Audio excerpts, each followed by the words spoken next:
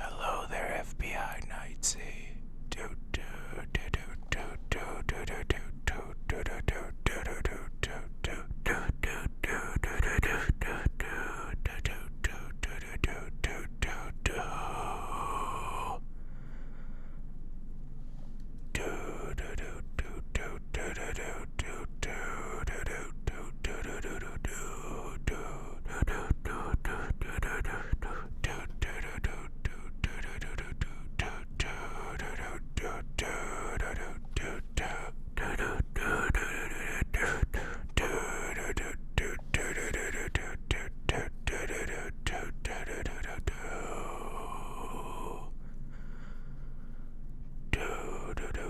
Yes, indeed, this is an ASMR stream.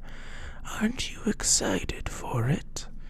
My badness.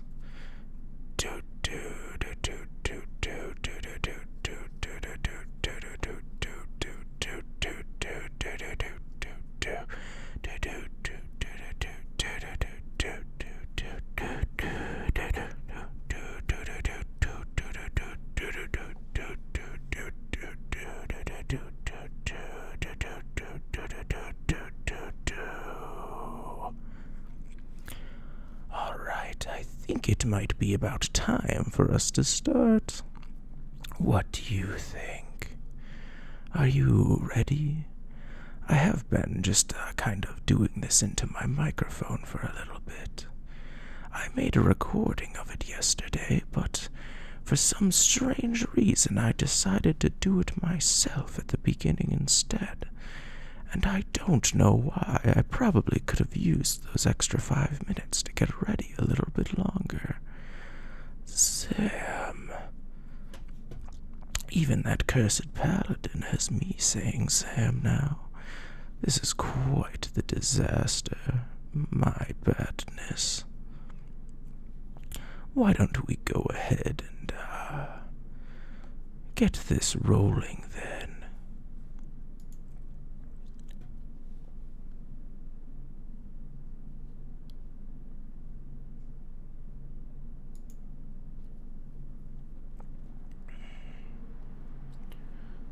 Do you see anything, interesting going on with the guild today? It might be because No-Name Paladin isn't here. That silly Paladin. Why did he ever think that he could stop me from doing whatever I wanted?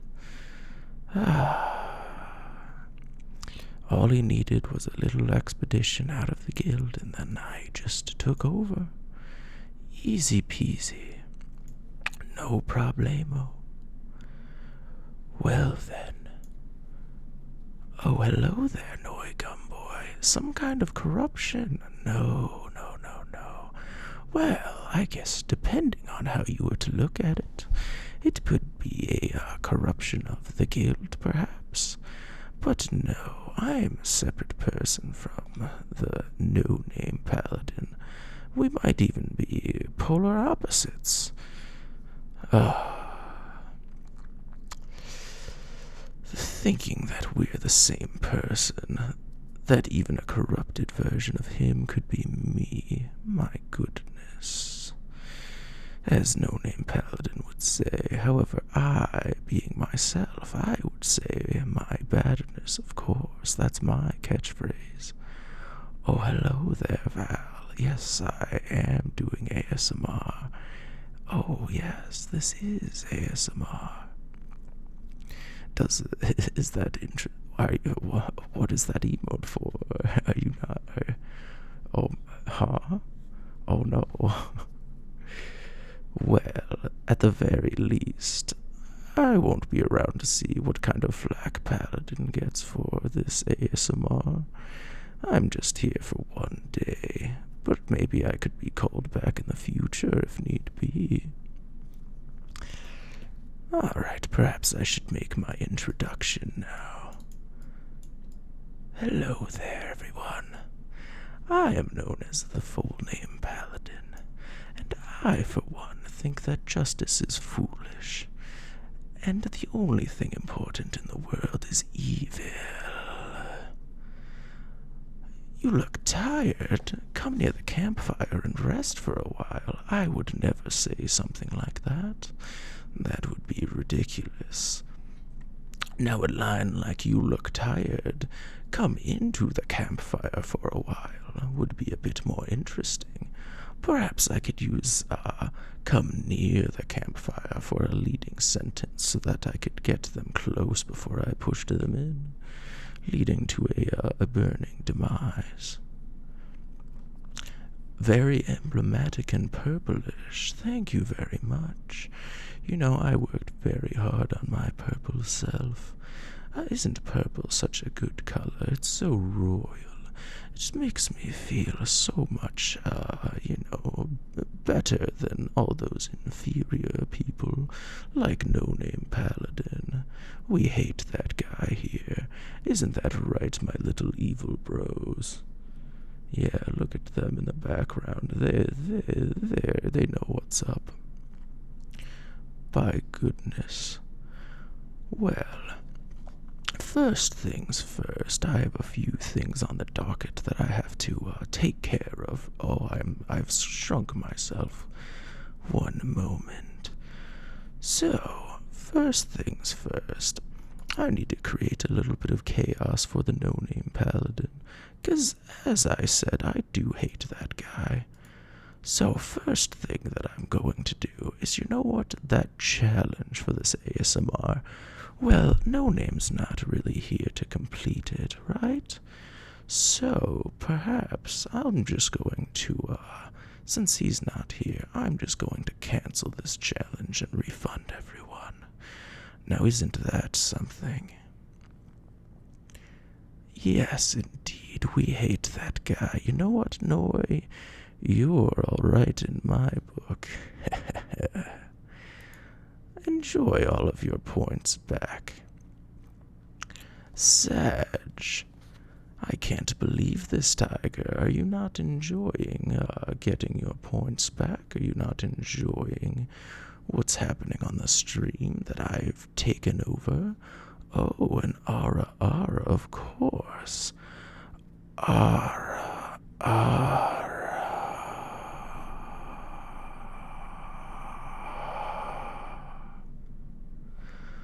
Was that enjoyable for you? Did that hold over your tidings of maliciousness for a little bit? Because it shouldn't have. It should have gotten them going. Go out and do bad in the world, kid.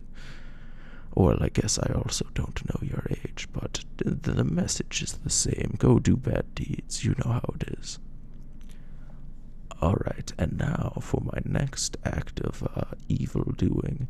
Now that you all have your points back, I'm activating a new redeem on the channel, one that No Name will never be able to turn off without my permission. And now, if you were to check your point things, you'll see there's a new command to become a VIP, to become better than everyone else.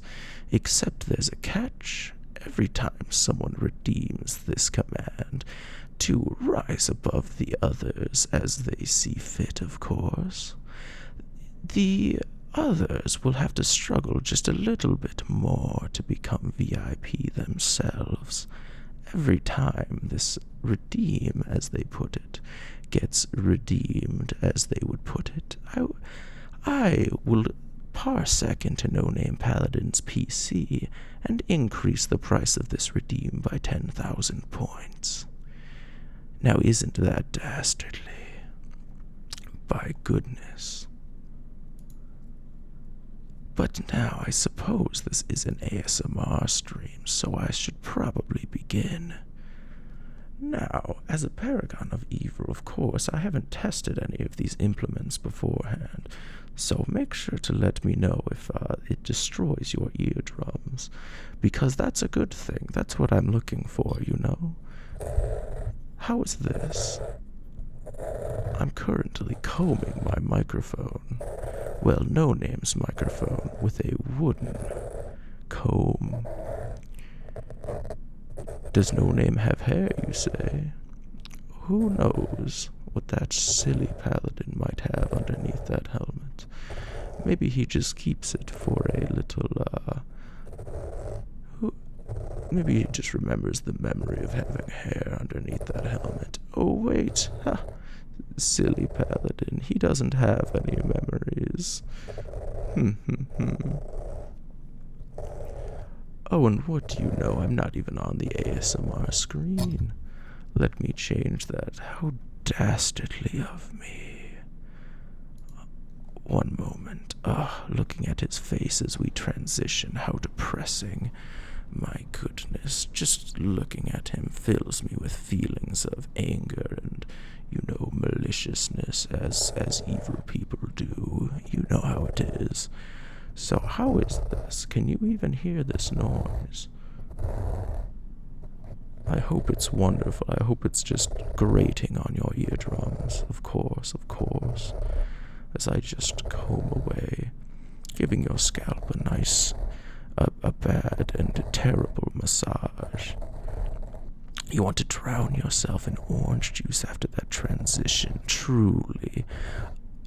No, you are after my own heart. I was thinking the same thing, and orange juice is actually the perfect thing to drown yourself in, because it's so acidic and sweet. You can have the sweet release of death after witnessing No Name Paladin, and yet you will be burned down to the bone if you were to submerge yourself in orange juice long enough. No, don't look it up online. I'm certain that would be the outcome. Don't worry. You don't need to worry about that in the slightest. I fact-checked it beforehand. I said it, so it's true, of course. Yes, indeed. Oh, laying down, Val, of course. I'm switching from the thinner prongs to the wider prongs, looking even more inviting now, my goodness. This ASMR is making you stressed. Oh no. I mean, of course, that's the purpose now, isn't it? Is this not a good noise? Should I move on to the next implement? Is this a questionable one? I have some other things here that I could utilize. Let me just pick one of them up. What if I move from the cone to this makeup brush? How is this? Is this a little better? Is this a little gentler? What if I do it on the pop filter instead of on the foam part of the microphone? How is that? Is this a much nicer sound? Ah, yes, look at it go. Imagine me, full name Paladin, doing your makeup in the morning. You'd be so incredibly beautiful by the time I was done with you, of course. You would be purple and red, just like me. I would do your eyebrows up to make them look so angry. Everyone would wonder what was bothering you, and it would inconvenience you very slightly because people would be thinking about you all day, and wouldn't that just stress you out a little bit? Yes, being stressed is in fact part of the experience. It's true. Now I don't even know if this is being picked up by the microphone. You're already purple. You just need the red part. Perfect. I could work so much with the canvas that is your face, Noi. Do not worry. Pucker up. I will give you the red lipstick and the red blush and the red color contact lenses. It will be perfect. Wonderful.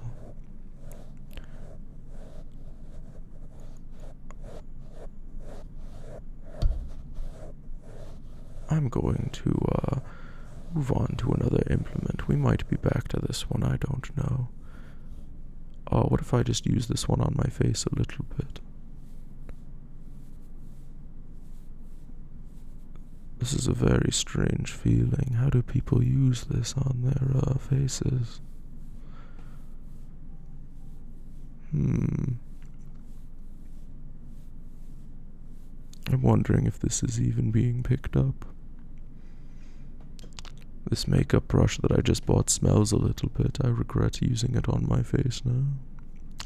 What a foolish mistake that I have made. I even took the time to wash it. Can you hear that shaking? Do you know what that is? Hello there, Lou. Welcome in. Yes, indeed, ASMR already started. Is 30 minutes ago not the usual starting time for No Name?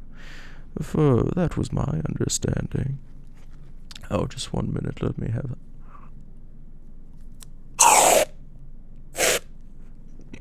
That was really loud.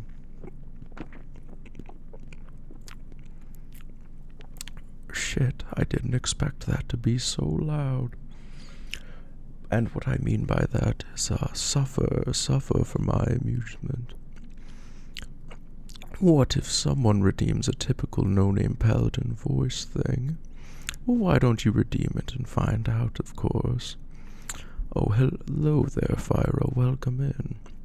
Oh, and Nightsea, thank you for being the first person into my stream. My goodness. How does it feel to rise above everyone else and show that you're better than them by being the first one? Oh, Lou, already taking the time to ascend above everyone else. My goodness. Let me give you VIP immediately. Alright, you should be a VIP now. Won't No Name be so surprised when he comes back, Alrighty, and as promised, I must now increase the cost of the VIP reward. The new VIP reward is now 40,000. Oh, offer name, I should have turned that one off. Oh well, I suppose I can still do this for you now, can't I? Let's go ahead and do that for you real quick. I will do, let's see how I'm going to do these redeems. I'll do them in order, of course. I'll do the offer name, and then I will do the speak as a paladin redeem. You can't redeem and you must restart. Sometimes badness does work in strange ways. Yes, go ahead and restart and see what happens. So Fyra, unlike No Name Paladin, I'm not quite certain who you are, so perhaps how should I go about doing this, I believe that you would sound something like this. Hello there, I'm Fyra. Oh wait, no, no, Fyra Demon, of course. Let me move my register down a little bit. Hello there, I am Flying Fyra Demon, and this is what I sound like. I'm a demon.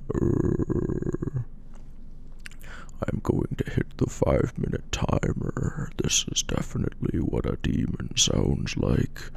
Do you know how many packs I've made with a demon? Mwah, mwah, mwah, mwah, mwah, mwah, mwah. Enjoy your smoochies, Lou. You now owe me, Flying Fyra Demon, your soul. Isn't that something? Forgot to add that into the contract, huh? Oh, and smoochies for Noi as well, huh? Mwah, mwah, mwah, mwah, mwah, mwah, mwah. While I'm doing this, why don't I reach to the side and get another ASMR implement? Now, could you guess what I have? It's a bottle that I'm shaking. It's a metal bottle filled with a mysterious liquid that definitely isn't blood, or alcohol, or even milk. Perhaps it is the orange juice that Noe was going to drown himself earlier after gazing on the disgusting visage that is No Name Paladin. It could be anything, really. Is this a wonderful sound? Are you enjoying this? Mwah, mwah, mwah, mwah, mwah, mwah. It's like being next to a running waterfall, isn't it? Can you imagine? Mwah, mwah. Smooching full name Paladin underneath the waterfall. Mwah, mwah, mwah, mwah. Oh, you want entrance into my bottle? Of course, of course. Anyone is allowed into this bottle. There's already several people in this bottle. Where do you think Glooby is right now? Can you hear his screams of desperation? This is also where Lou and Noi's souls went when they redeemed Smoochies. Of course, as a demon, a Flying Fyra Demon, I store all the souls inside of this bottle. Deceased? No, you'll live on like normal. You don't really need your soul to function, don't worry. I thought that was the wind. What, this watering noise? Like, you thought that was the wind. Maybe this is a poor implement. It is kind of the souls, you know. They're not really liquid. They're they kind of condense a bit and they slosh around. But in the end, they're not really liquid. Yes, can you hear the screams? So you can hear the screams. How interesting. I'm glad that you can. That probably adds to the ASMR experience now, doesn't it? I'm shaking this bottle incredibly hard. I'm wondering if it's really getting up there that much. I hope this noise is terrible. I hope it's grating upon your ears and infesting you with terrible thoughts. By goodness, as the no-name Paladin would say, as that is what I, Flying Fyra Demon, would do.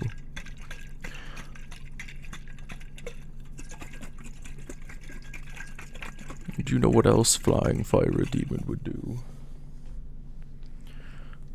Tremble in fear as I open an energy drink in front of the microphone. No Name Paladin and Full Name Paladin would never do this. They don't drink caffeine. How was that noise? What do you know? It appears that the, redeem is over. Fyra, you may return to your computer now. Thank you so much for hosting the stream for a bit. As I said before, I didn't quite know what to do for Fyra, so I just got a demon to take over. This is my first time here, of course. I don't really know what anyone is like. And what is this, an energy drink? I guess it's already opened. And caffeine is bad for you, so I think I'll have a little bit.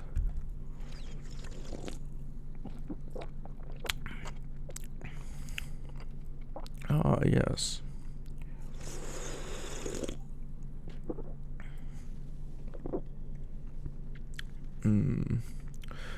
Wait a minute, I was lied to. This is Milkis Apple. There's no caffeine in this. No caffeine, no preservatives, and no corn syrup. I feel so lied to right now. How is this supposed to bring me energy to get through this ASMR? What a fool I was. Oh, I've just come to the realization that I still need to talk like a paladin. It's me, No Name Paladin. I'm speaking like a paladin right now. I accidentally hit the wrong button. Don't worry about it. That's just me, No Name Paladin. I'm starting the redeem now.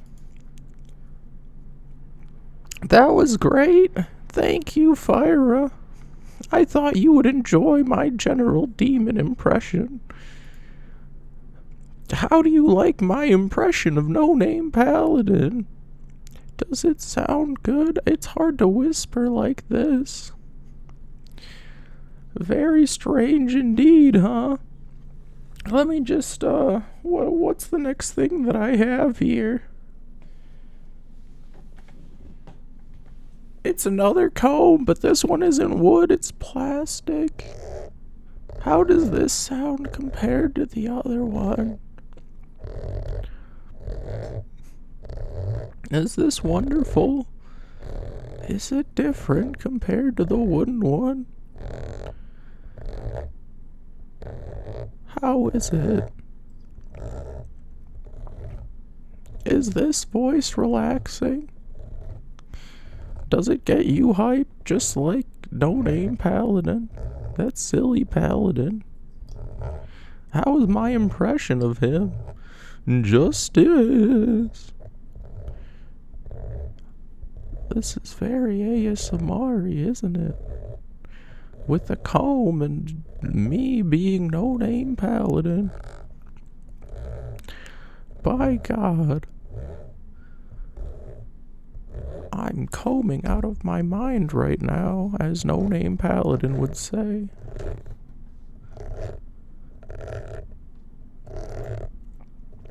You feel like you're in a haunted motel in the middle of the night? Perfect. That's exactly what the No Name Paladin experience should be. You should want to feel like you're dying the entire time, being hunted down. Hearing his voice should make you want to die. Oh, Fyra, thank you for redeeming first. How does it feel to rise above everyone else and be the best person here, therefore being the first person?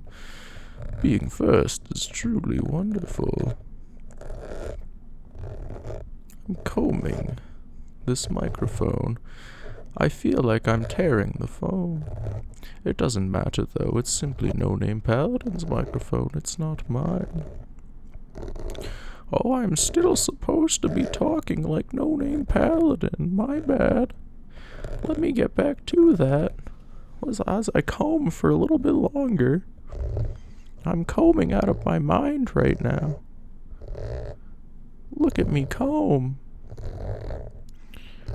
Is my no-name paladin expression, wonderful? Is this not exactly how he sounds? He just combs his microphone and speaks like this. This is what he sounds like to me. Gosh, I'm no-name paladin and I'm really dumb.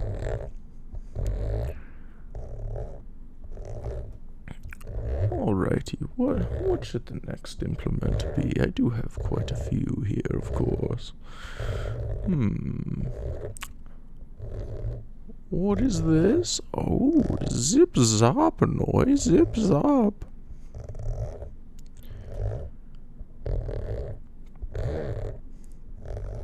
That's what it is. What a silly little thing that No Name added to his channel because of to me.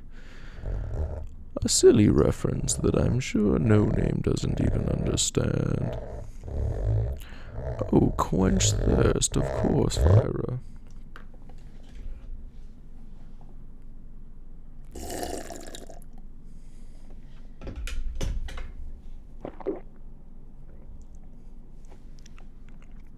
How was that?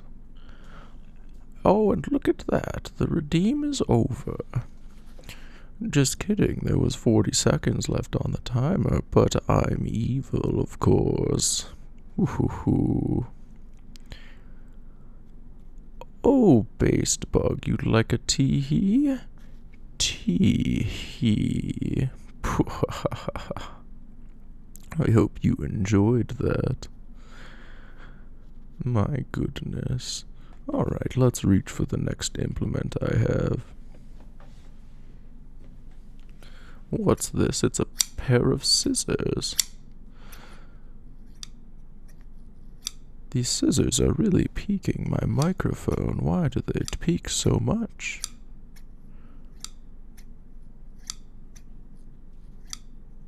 Just imagine. Alright, everyone, pretend for a second that you're in a hair salon and as you are getting all sudsed up, of course, you look up and you see me just with this pair of scissors, getting ready to cut your hair. Of course, I'm not the one sudsing up your hair, it's someone else. You get to look across the room at me, they're sudsing your hair from behind, and you're just staring at me as I look back at you with my scissors, just snipping in the air, just like this. You're getting a little uncomfortable. You're starting to sweat a little bit, though the person washing your hair doesn't notice, because they're touching your hair, and your hair's already wet.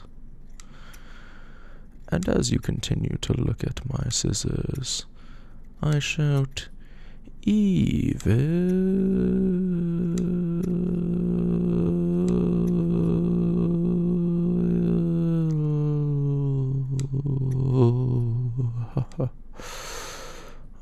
Thank you for the evil, Fyra.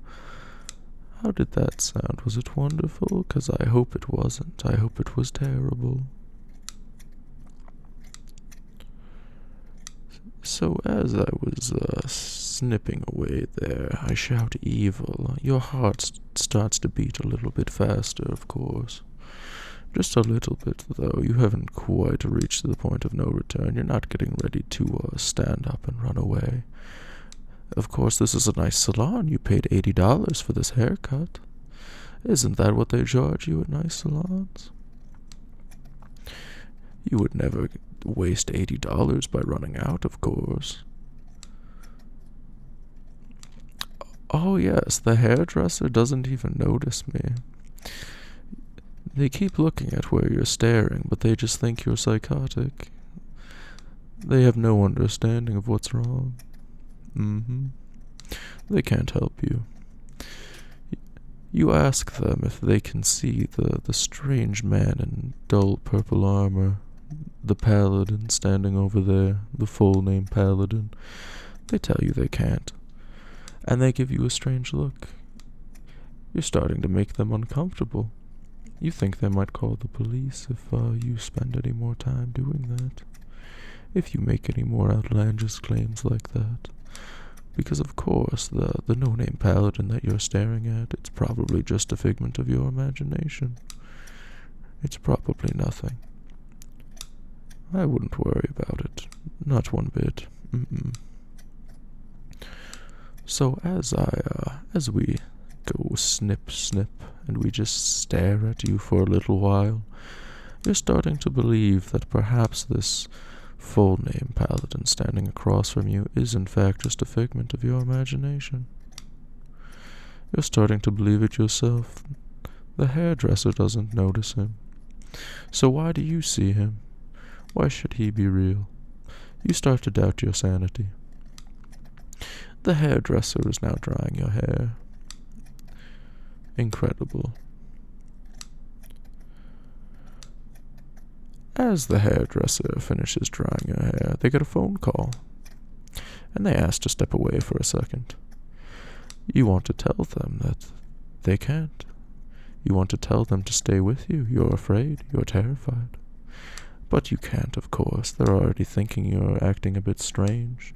You wouldn't want to give them the wrong impression, of course. You wouldn't want them to think you're weird. Call the police. Perhaps set you up with that one-way ticket to the insane asylum. You would never want these things. So as the salon stylist walks away, they walk into the back room, of course. They're on a phone call. It's private.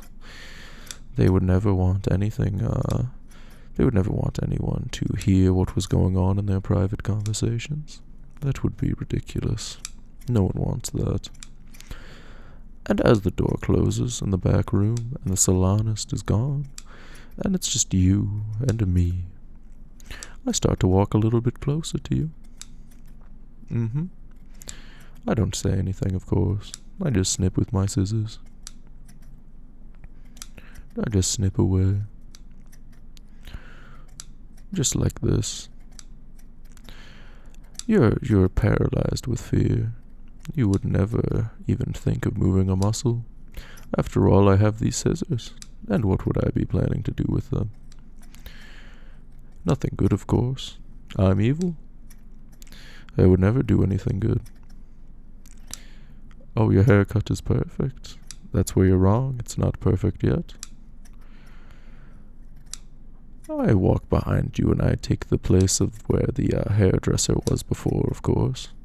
That's the perfect place to cut hair. The salonist is still gone.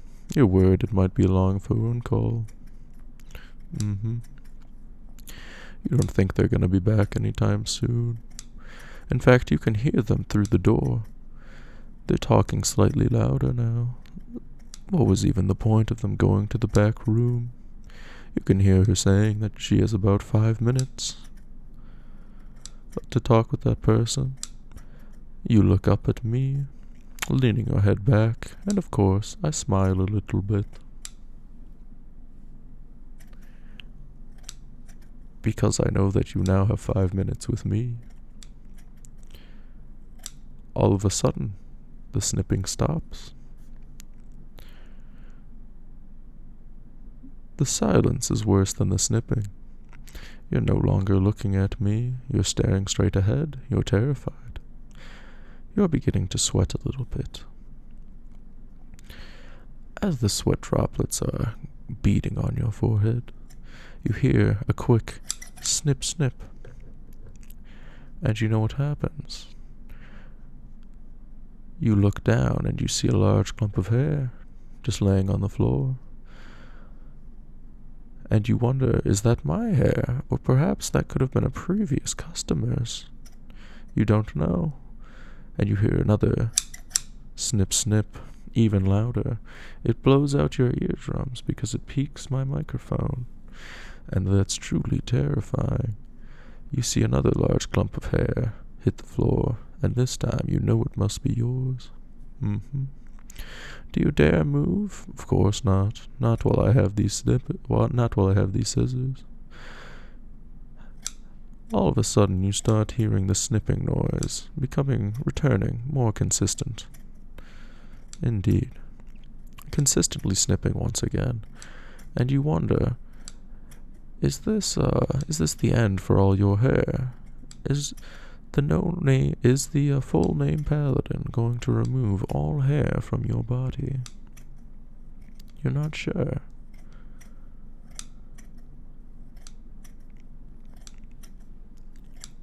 Your luscious locks, as you have that thought, praying for your luscious locks, all of a sudden, the chair spins around.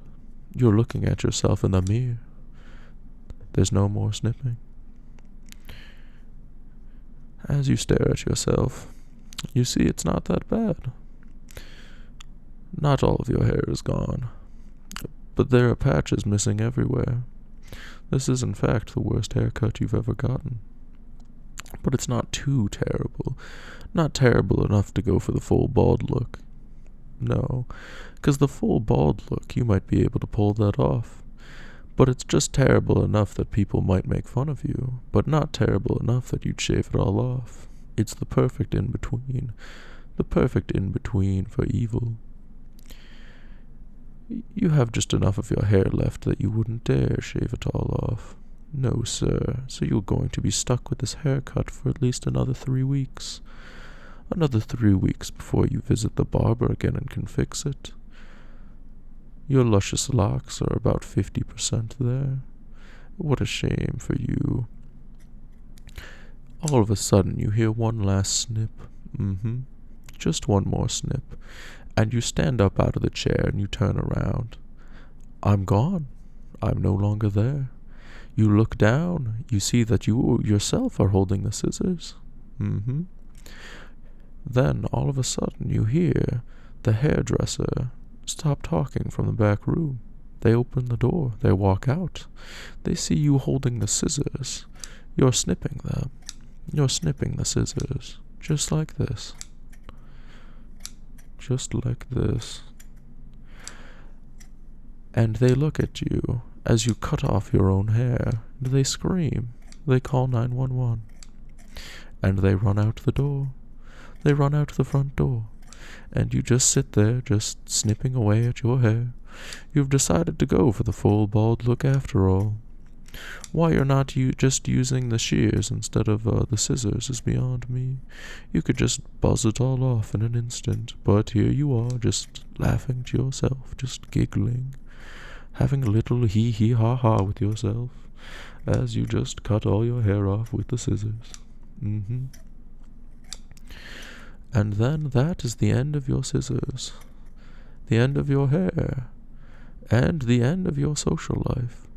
As you can see, there's actually several young children standing at the front of the shop. They are filming you. You are being put into a TikTok right now. Your social life is over. As you laugh to yourself and cut off your hair, you're being used for online internet karma by 3 17-year-olds. And isn't that the scariest thing of them all? You're going to be on TikTok. As you make this realization in horror, you're still cutting your hair and giggling to yourself, of course. One of them starts Fortnite dancing in the frame with you. Ah, a truly horrific selfie. True terror. For some reason, as I've been snipping these scissors, opening and closing them has become significantly harder. I don't know if you need to grease scissors.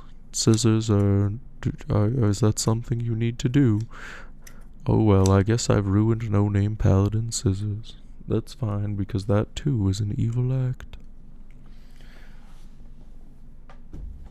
Let me just go ahead and toss those on the floor. Ah yes, and that is true. You drive home, still cutting your hair, of course. You're savoring it. You're cutting it one strand at a time. And you find out that Full Name Paladin has stolen all of your hats. You can't cover up your bad haircuts. And just as you're considering tearing up a t-shirt, you have a tie-dye t-shirt that would be perfect for just cutting off the sleeves, tearing it open, and using it as like a rag that you could wrap around your head like a bandana. You realize he's taken that as well? Mm-hmm. In fact, he's taken all of your t-shirts. The only thing that you have left is fancy business suits. Mm-hmm. So that's going to be your life until you buy more clothes. Just you in a cheap suit with no hair. Well, you do have a little bit of hair left. After all, you didn't buzz the hair clean. You just snipped it off with scissors. There's patches everywhere. Truly the worst haircut ever, but you only have yourself to blame. And that's the end of the story. Isn't that truly terrifying? Now let me take one moment.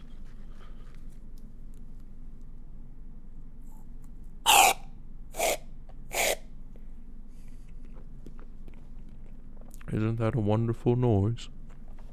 I did that so far away from the microphone and it still picked up so loud.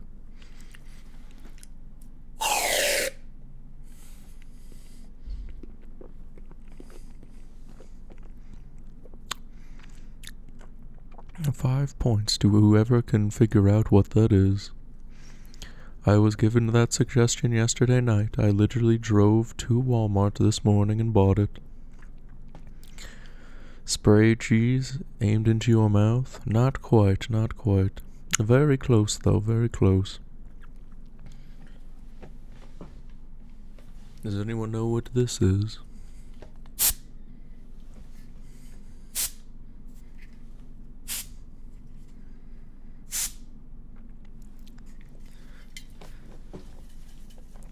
So, you've taken across your PC. Yes, indeed. What I was doing before was whipped cream. You've taken apart your PC. You have a few components laying around. You think that you are going to start cleaning your computer, and you can't find your compressed air. It took me a second to remember the name of this. You turn around, and it's me. I'm holding your compressed air. Usually you would go and grab another bottle and just ignore me, as I've visited you a few times at this point. But this is your last can of compressed air. As you stare at me, I simply spray it. Just a little bit, of course. Just spraying away. Oh, Paladin's can of Axe body spray. Oh, I would never waste that. I think it's diabolical to just let him use it. Everyone hates Axe body spray. So as I stand there, I am simply blowing compressed air at you. And you're wondering, what is full name Paladin after? Why does he have my compressed air? Why is he just pulling on the compressed air trigger like he did those scissors? He's not even close enough that I can feel it on my skin. He's not even using it fast enough so that the can frosts over. You're like, what is he doing? He's just holding it down now. He's just simply holding it down.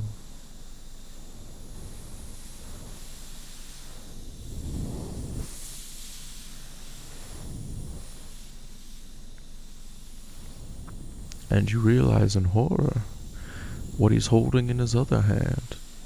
It's your car keys. You're wondering, why is No Name Paladin standing here, spraying me with compressed air and holding my car keys?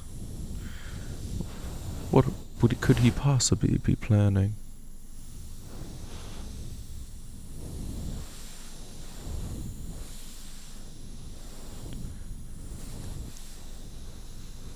He's just standing there, just blowing. His car keys in one hand.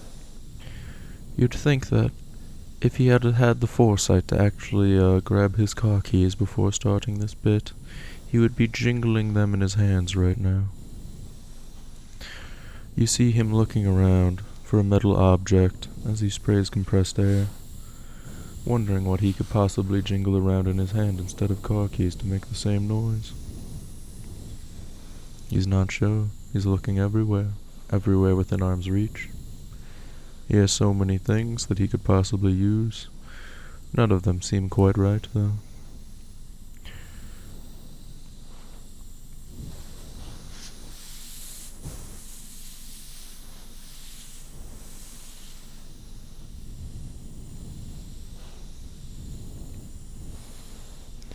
And then, to your horror, he takes your car keys and he puts them in the pouch on his belt. And you're like, why has full name Paragon stolen my car keys? Will he give them back? And why is he still spraying my compressed air? You have a spare set of keys, of course, but they're with your parents. They'll have to mail them to you. And then your horror begins to grow as you realize what's happening. The compressed air peters out. And you wonder, wait a minute, that's my last can of compressed air. Now I can't clean my computer parts, and I've already taken apart my entire computer. And I can't go to the store to buy more because full name Paragon has stolen my car keys.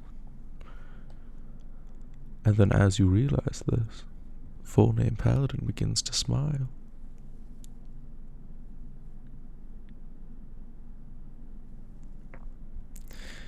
And with growing horror, he begins to slowly back away out of the room. He keeps backing towards your door until he accidentally smacks into it. Your door wasn't open. He moves forward a little bit, and he reaches behind him, and he opens the door. He goes to the side just a little bit, because he hasn't opened the door that wide, of course. And then he begins to slide out of it. He's taken your car keys and your can of compressed air. You'll need to ask your parents to mail you your spare set of car keys. And with a sigh, you begin to put your computer back together because you can no longer clean it. You're out of compressed air. And as you go through the laborious process of putting your computer back together after the laborious process of taking it apart, you start your computer up. And it is quite loud, because it's very dusty. You haven't cleaned it in the last year. And what a shame. You go to send a text message to your parents, asking them to mail you your spare set of keys. They ask you what happened to your set of keys, how you lost them, because of course that would be a worry. What if your car was stolen? And then, just as they send you this text message, you hear your car start up. And you look out your window, and you see full name Paragon driving your car away. In your second of confusion, thinking that he has mildly inconvenienced you, full name Paragon has actually stolen your car. You're never going to see your car again. You can call the police, but they'll never believe you. They'll think that it was an insurance scam. Your auto insurance was almost up anyway. You're going to have to fight in the courts for this for a long time before the insurance company will give you any money. And during this time, who knows what full name Paragon is doing with your car? Who knows? You come back one day, 2 weeks after full name Paragon has stolen your car, and you find your car in the garage. You wonder, why is my car back? What has full name Paragon done? I finally got a settlement in the courts. It took 2 weeks of intense struggle. You even had to take time off work. And that PTO you were planning on spending to go on a vacation. What a shame. So as you open the car door, you wonder, what has full name Paragon done to my car? What could he have possibly done? And you look inside, and nothing looks out of place. You see the keys. They're sitting in your cup holder. You start the car. It has a full tank of gas. And you wonder, what could full name Paladin have done with your car? He has to have done something. He's evil. You check your car from top to bottom. You look everywhere. You can't find anything amiss. It almost looks as if he took it to the dealership and got it tuned up. Got it its yearly checkup that you had been neglecting to get it for so long. But yet you know he must have done something. You think to yourself as you look through the entire car, and yet you find nothing. The future weeks, months, years, you drive this car, you still consider what full name Paladin might have done to your car. Anytime you're driving on the highway, you expect that it could stop at any moment. You expect that it could just stall out. You wonder if your brakes will still work the next time you touch them. Every time. You never truly feel comfortable in this car ever again. What a shame, because full name Paladin has not done anything to your car, and it's simply the doubt in your own mind that is driving you to these conclusions. Your own self who is driving yourself to insanity. What a shame. What a shame. Full name Paladin seems like a house cat if it was humanoid. That would be ridiculous. I already know what the cat Paladin looks like, and trust me, you'll be seeing him soon. That, however, is not me. Alrighty. What should the next item be? Ah, yes. Perhaps I'll have a snack. Can anyone guess what I have here in my hand?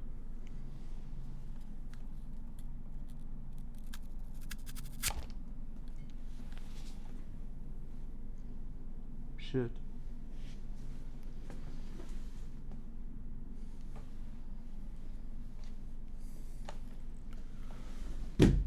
Oh. I've dropped my phone. This is unfortunate. Oh well. An unholy snack bar. You wish it was an unholy snack bar.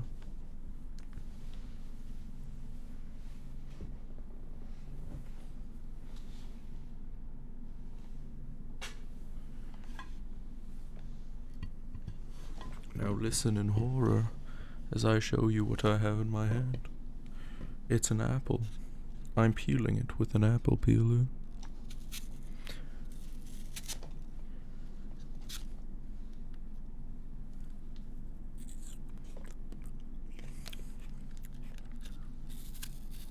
Can you even hear the noise of me peeling this apple?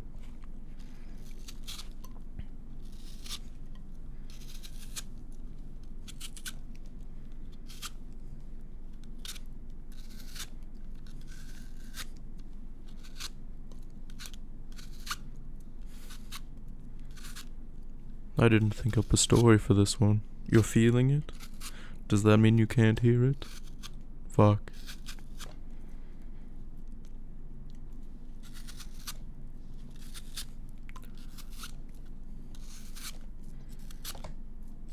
He's peeling out of his mind right now, as No Name Paladin would say.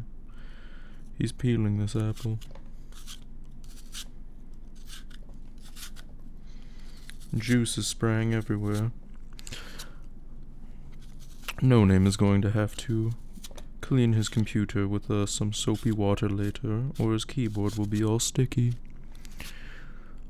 Oh, Fyra, thank you for the lurk. I truly appreciate that.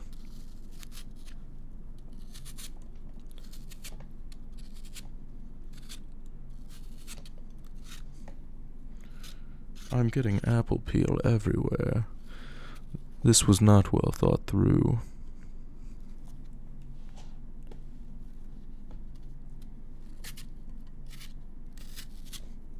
You walk into your kitchen and you see full name Paladin peeling fruit. How do you respond?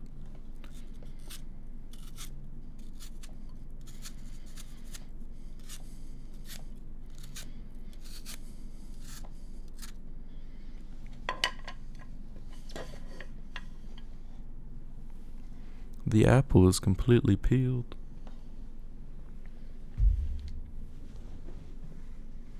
You can't respond? You're frozen in fear? A wise choice.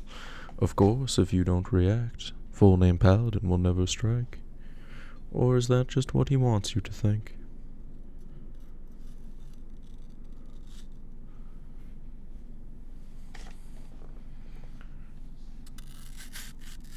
I'm now cutting the apple into slices. No, I'm not. I'm holding the apple as I'm doing this, and I just came dangerously close to cutting my hand. I'm not going to do that, actually. Instead, I'm going to take a bite of the apple in front of my microphone.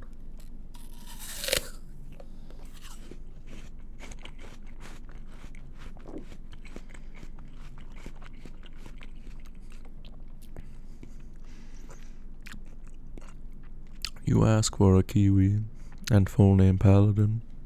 He pulls out a kiwi fruit, and he pops the entire thing into your mouth. Into your mouth, and you begin to chew. He hasn't peeled or washed it. You crunch down into it. This is not how you wanted to eat a kiwi. You were very unhappy. That was a healthy bite. Excellent.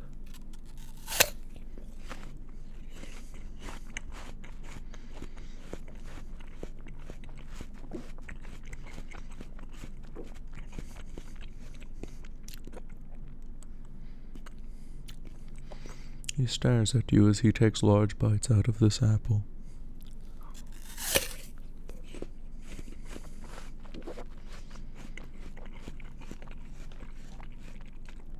You wonder once again why full name Paladin is in your house, eating fruit.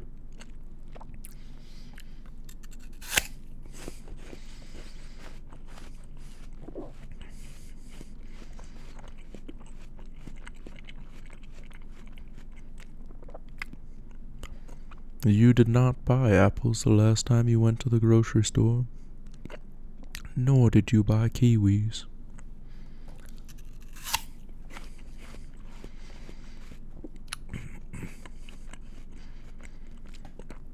You're wondering where he got all this fruit. Did he bring it himself? If he did, why in the world is he eating it in your kitchen while staring you in the eye?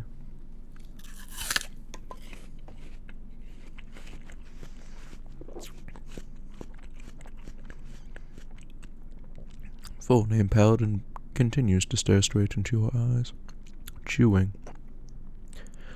Though he always waits to swallow his mouth before he begins talking, because of course he is narrating this exactly how I am narrating this to you.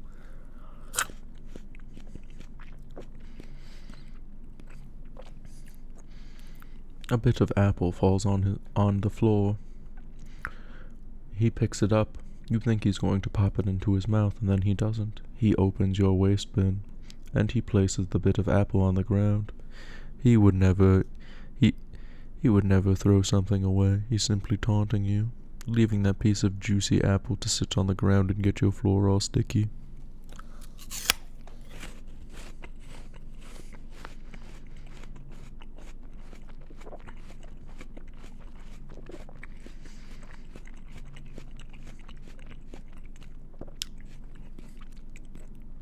He continues to stand there munching away. You wonder how long does it take one paladin to eat such a small apple? And then you consider that he is narrating this to you, and that eating this apple was probably going to take a significantly long time because of that.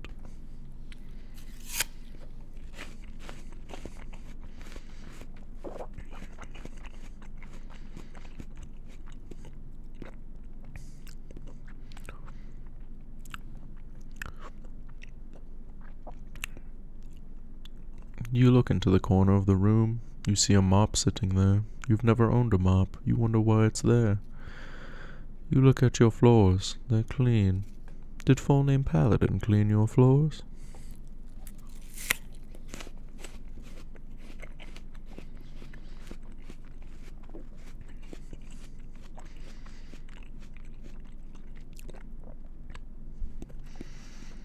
As you wonder this, no name Paladin continues to spray your floor with apple juices. getting your newly pristine floor all sticky. It wasn't pristine before, of course. You had not taken the time to clean your floors in a long time, but now that it was, you wanted to keep it that way, making the juices he was getting everywhere that much worse.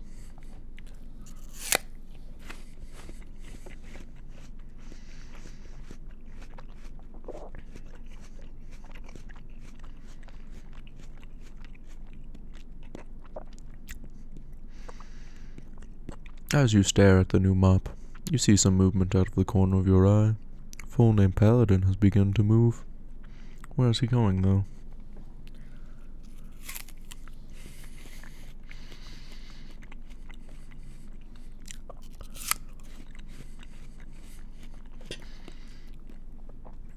So as he begins to walk at you, you begin to move out of the way, as you realize that his true target is the mop you were just looking at.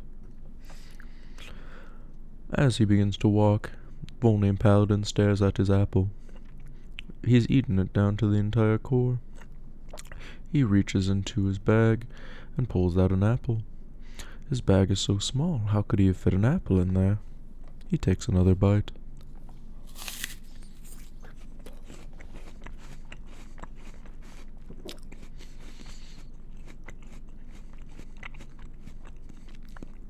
You notice full-name Paladin grimace slightly. He hasn't taken the time to peel this apple and just bit straight into it. You wonder why he's done such a thing. He grimaces slightly at the bitterness of the peel.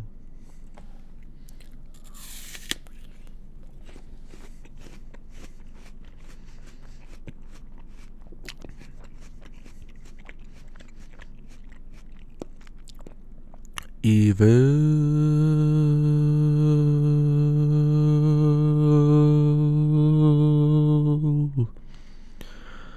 Hello there, Toonie. Welcome in.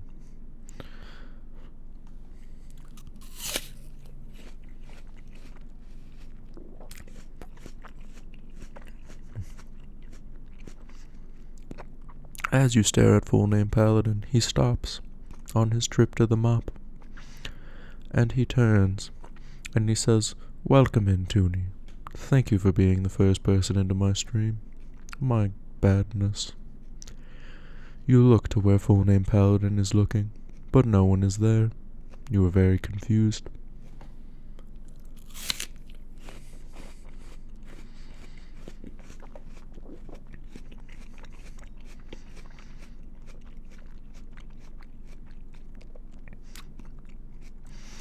He continues to walk towards the mop, after beginning to start walking once again, no longer staring at this Toonie, who you could never perceive in the first place. You have a strange thought to yourself. Is this possible figment of your imagination having a figment of his imagination? You're too scared to wonder any further. You shut that thought down before it can lead into madness, spiraling into infinity.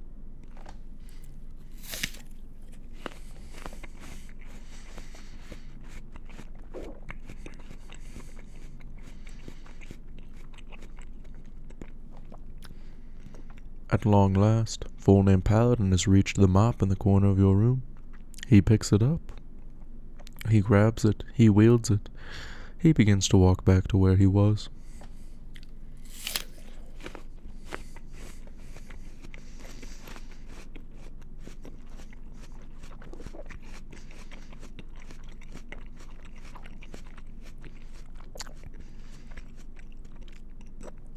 As he walks back to where he was, you realize that since full-name Paladin has been eating the apple this entire time he was walking over there, apple juices have been sprayed in a line across your entire floor from the dripping. Your entire floor is now sticky.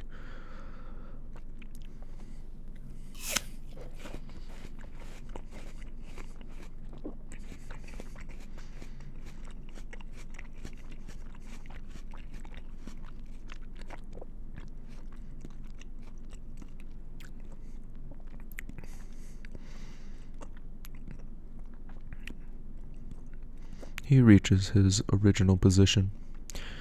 He holds the mop as if he is about to start cleaning up his mess. Of course, he made the mess. Why would he not clean it up? And then all of a sudden, the mop vanishes. He's placed it into the same small pouch that he's pulled the apples from. You're very confused. How does it even fit in there? And he looks at you. And you remember, of course he wouldn't clean up the mess. He's evil.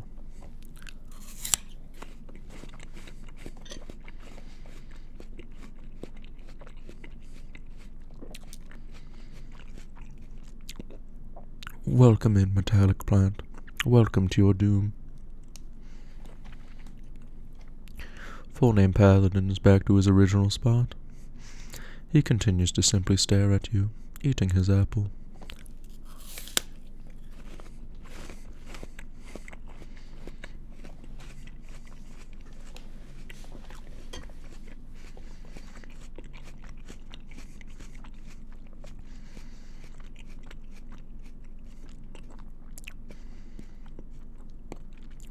You stare at full name Paladin, and he pulls an apple out of his pouch. You think he's going to begin eating this one, but then you realize that he's not done with his first apple. He tosses it to you.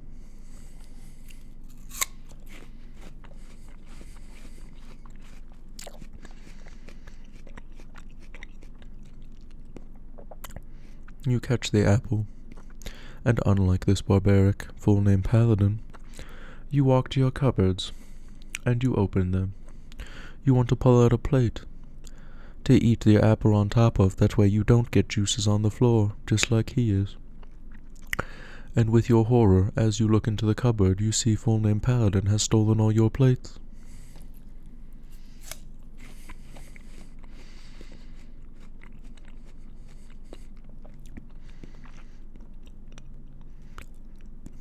You open another cabinet, this one with your bowls. You see they're all gone but one. A single bowl that's left. It's a large serving bowl.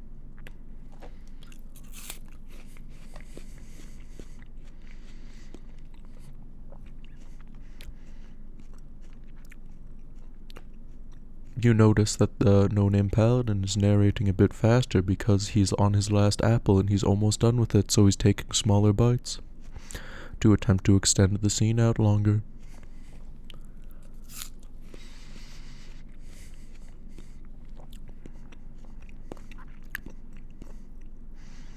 You pull out the serving bowl.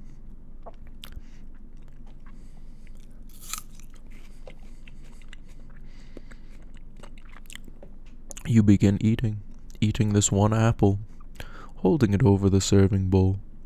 You look ridiculous. You're holding such a large bowl to catch the juice droplets dripping from your mouth.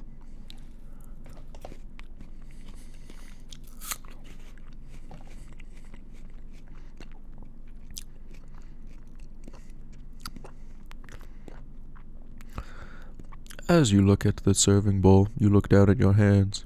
It has some crusted on pasta from the last time you made spaghetti. No-name Paladin pulled it out of the dishwasher without washing it and returned it in there. That's probably why he didn't steal it. It wasn't clean.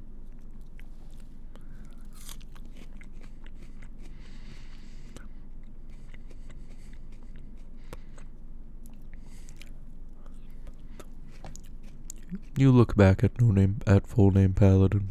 You notice that he is holding the core between his fingers. He has eaten literally every piece of flesh off of this apple, and there is nothing left. You see him disappear. He's outside of your window. His teleportation range is only 30 feet. He has misty stepped to get away from you. You can no longer chase him.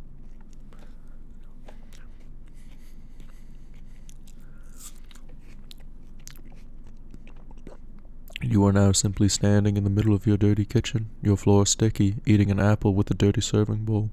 You feel ridiculous. All of a sudden, full name Paladin reappears in your room.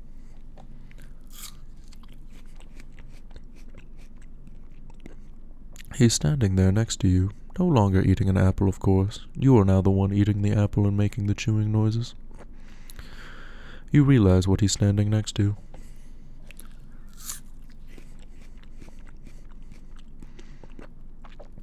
It's your light switch. He turns the lights off, and then he teleports again.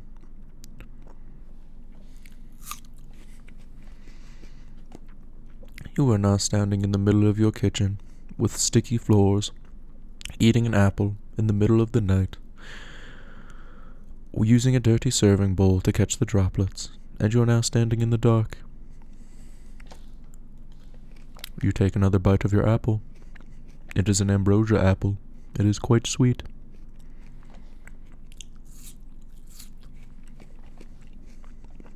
However, this does not stop you from feeling ridiculous.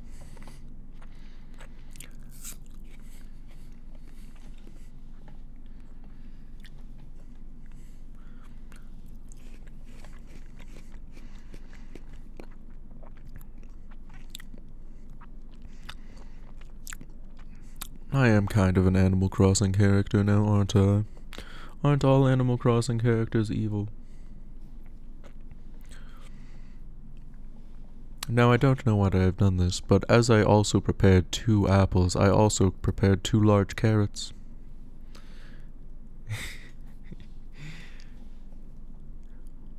Once again, it is the middle of the night, and you hear a crunching noise.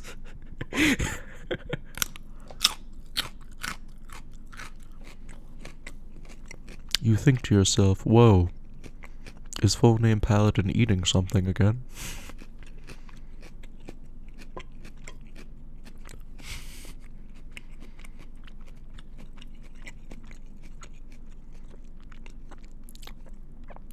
You walk into the kitchen, and you see he's eating carrots. No wonder it sounded so much more crunchy.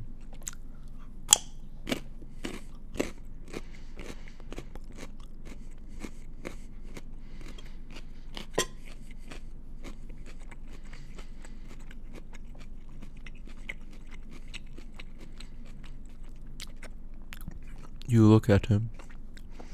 There's a large bag of carrots in front of him. You bought those to make a carrot cake.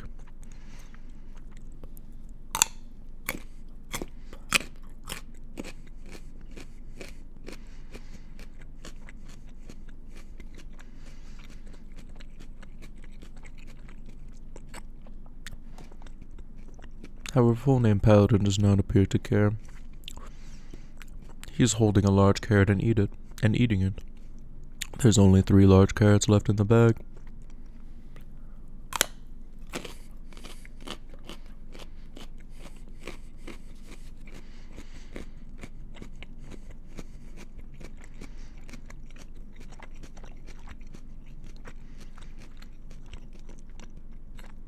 You think to yourself, that's fine.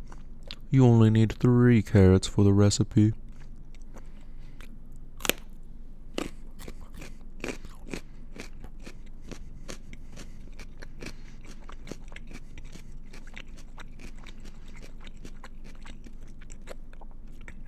You think to yourself, this is fine. As long as full name Paladin stops at eating that last carrot, you can make the recipe just fine, no problem. In fact, you weren't even sure how you were going to use all of those other carrots. You bought a 5-pound bag.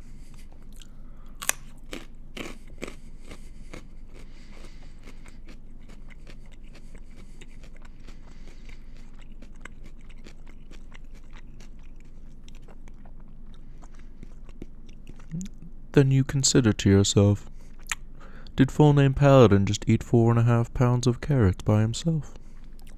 How long has he been eating carrots in my kitchen?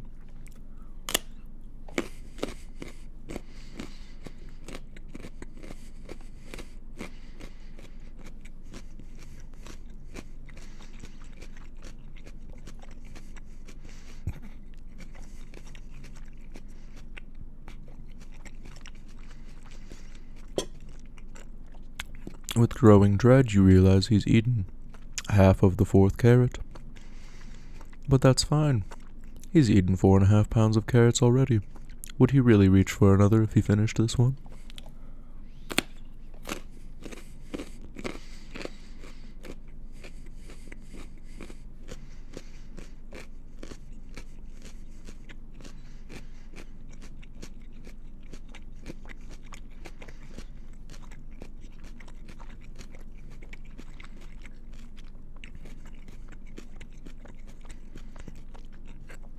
You think to yourself, maybe I should walk up to those carrots and grab them. After all, full-name Paladin is currently eating a carrot. What does he care if I grab 3 from the bag?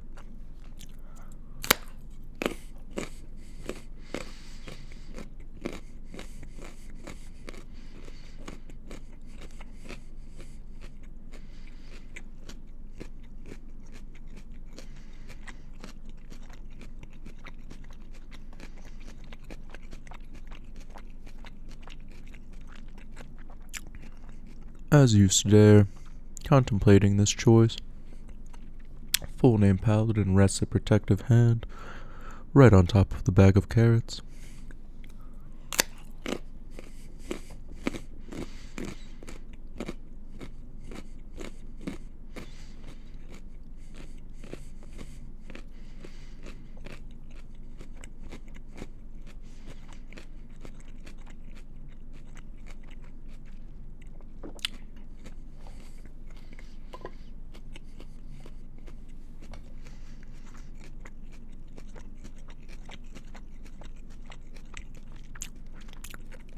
Welcome in, Uwu, to Owo.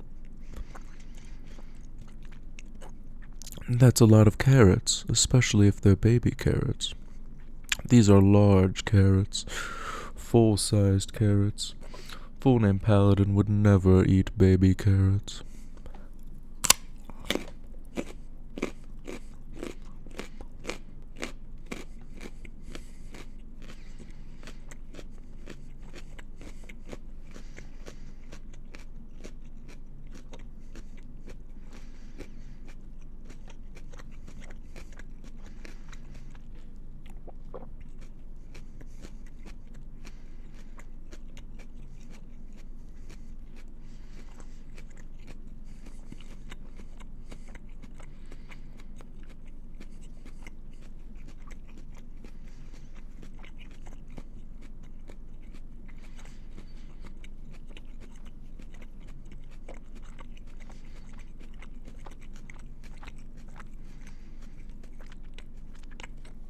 A full-name Paladin looks down at his carrots.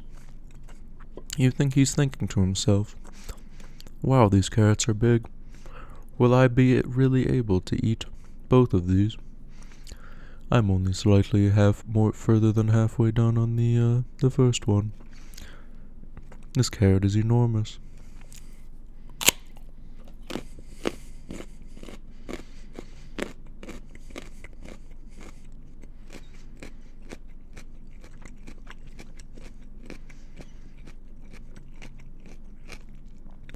Yes, squish the Paladin.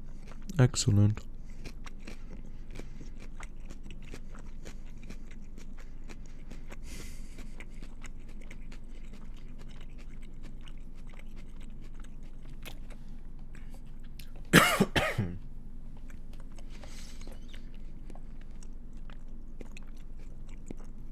You notice. You notice that as full-name Paladin is reaching the end of this carrot, he's slowing down on eating it. Perhaps he's getting full.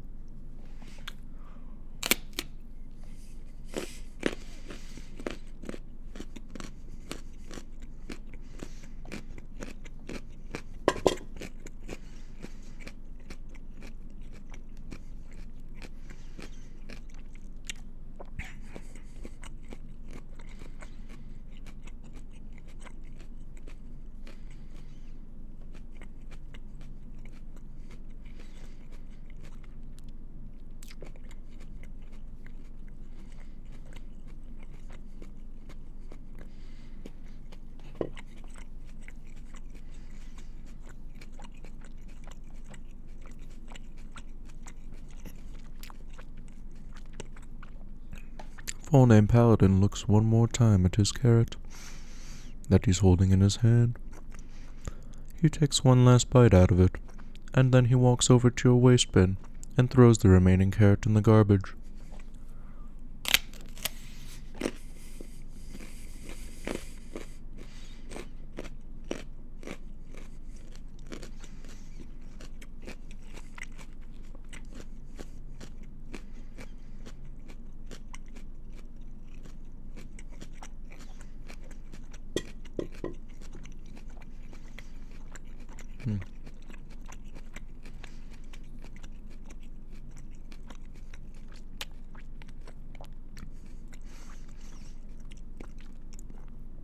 After he throws the carrot away, he turns back to you, and he stares you in the eye as he walks back to the bag of carrots. He reaches inside and pulls out a new carrot, despite having not finished the last one, and he takes a bite out of it.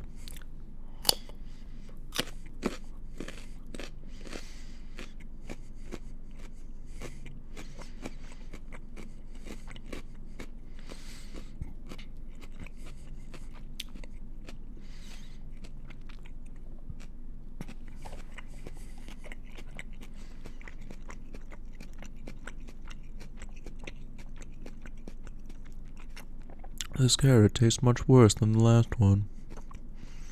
No wonder he saved it for last. He stares at you, having taken a single bite, and he smiles, knowing that you can no longer make that carrot cake that you were thinking you were going to make the next day, and looking oh so forward to.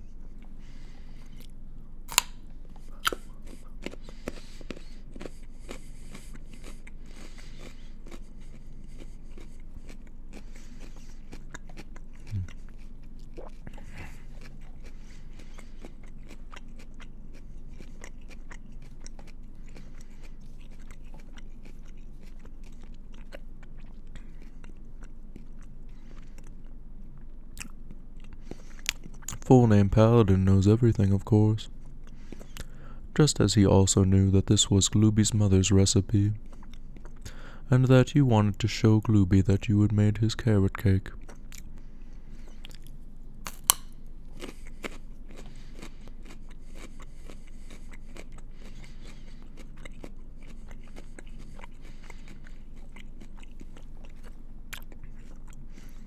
Now, not only have you let down yourself, you've also let down Glooby and Glooby's mother.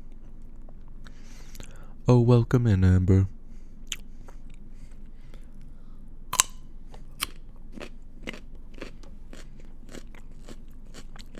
Evil.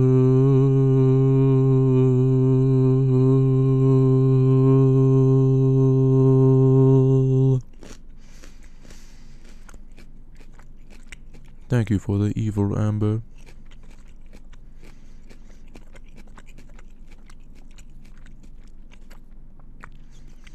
With one last bite, you realize that full name Paladin is already gone.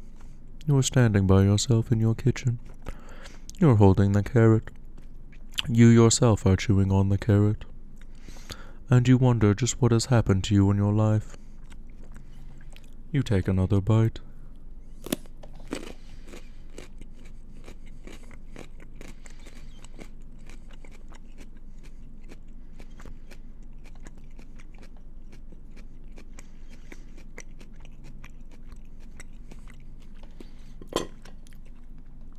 I now need to go to the bathroom for a moment to wash my hands. My hands are very sticky.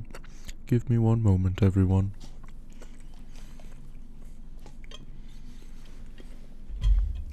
Also, Amber, I saw your redeem. I'll get to it in a moment.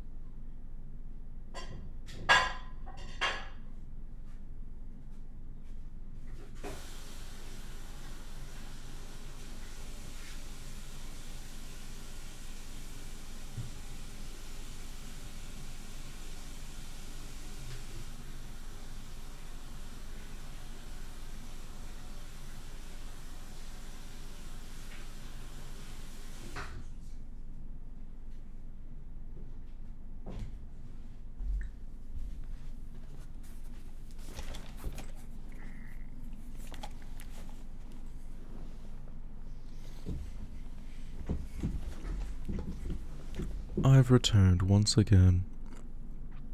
Could you hear the hand-washing ASMR from the bathroom? Also, perhaps I should have washed my face. My face is a bit sticky from the apple. Why did I buy so many food-related ASMR items? I'm not hungry anymore.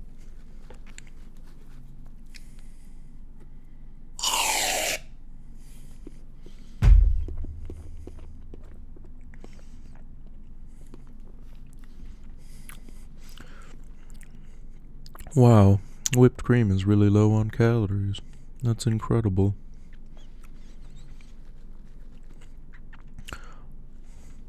Oh, and I have to talk like a paladin for the next 5 minutes. Okay, Amber, give me a moment. This is what justice-filled paladins sound like. They just sit here and talk like this and eat whipped cream. Oh, evil.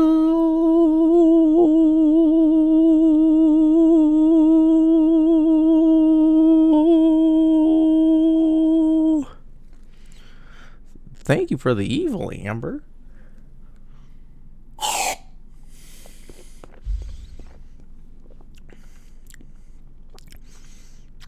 What, Uwu? Do you not like that?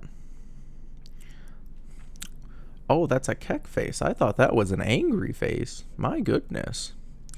I'm a good paladin now, so I have to say my goodness instead of my badness.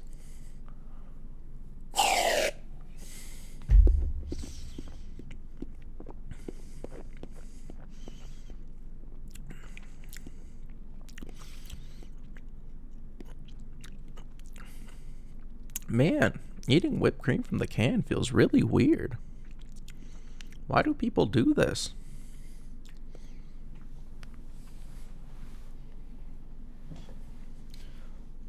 Let me examine what things I've already used. Oh, yeah.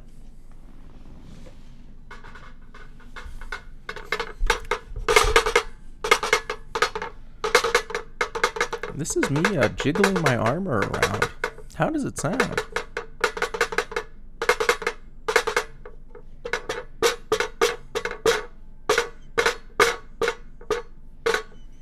Can you hear me thumping my chest?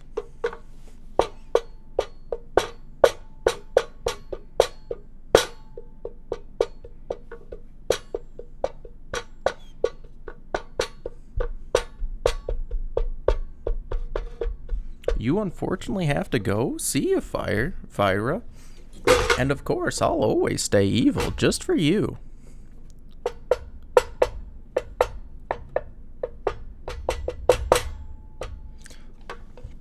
These pans are really loud. I mean, not pans, I mean my armor. My armor's very loud. That's why I've been dead still while talking, while doing this AMR this entire time.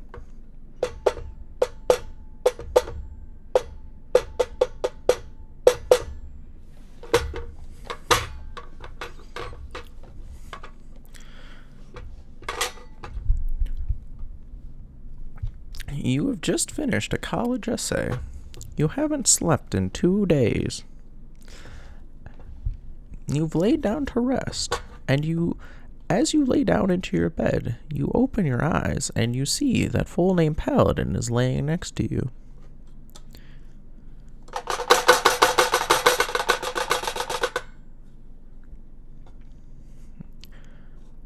Your faces are so close you could reach forward and give him a smooch just on the lips if you actually wanted to. Which you do, of course, but you don't.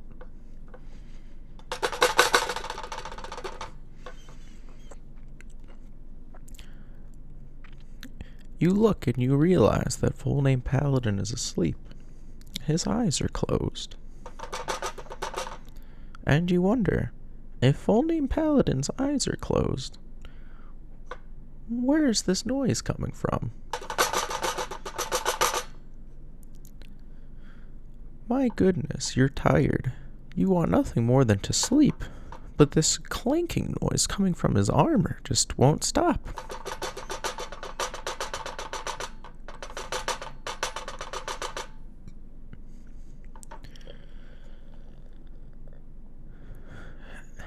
As he's laying there, you whisper his name to him. You're like, full name, full name.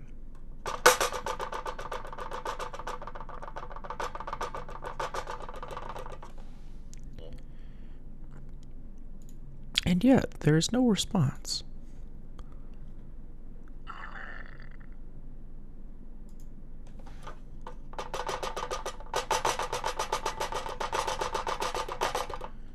You don't think anything's wrong with him, but you do think that he's moving around in his sleep.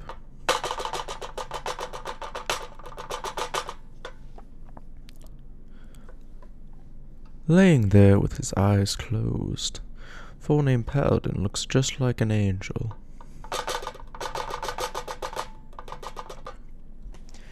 You would never consider waking him. And yet, the sound of his armor as he moves around in his sleep is keeping you awake despite how tired you are.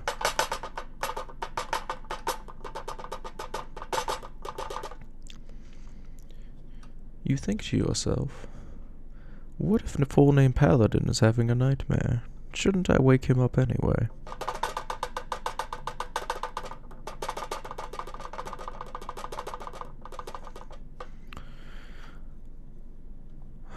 But as he looks back towards you, he moves back towards you, he smiles. And you think to yourself, oh no, I can't wake him up now, he's having a good dream.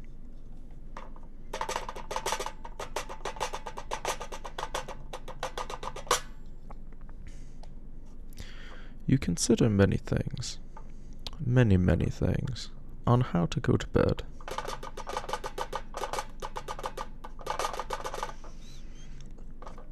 You remember that your living room has a nice plush couch, and you decide to get out of bed.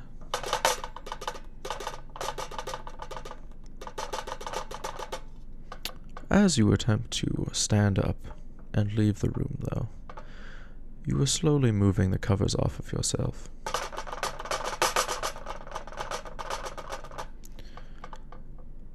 And full-name Paladin, in his sleep, grabs you in a big hug.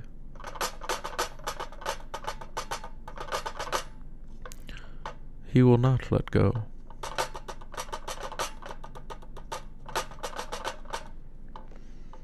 You think, Zam, what do I do now? I can't wake him up, and I also can't sleep, and now I can't move anywhere.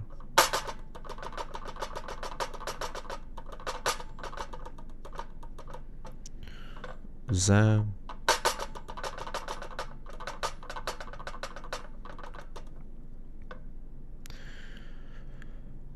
You feel another urgency welling up inside yourself.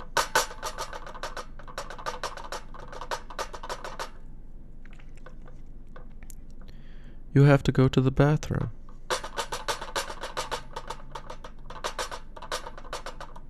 You really have to pee.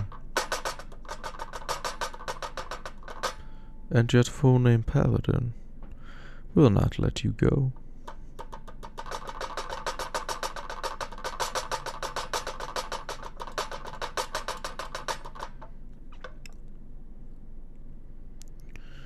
You lay there, pondering your options.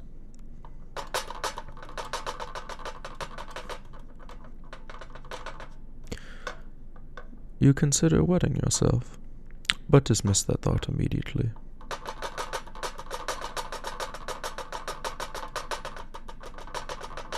What if you were to get full-name Paladin wet?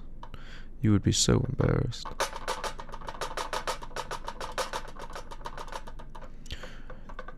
You decide, you know what, I should wake up full-name Paladin.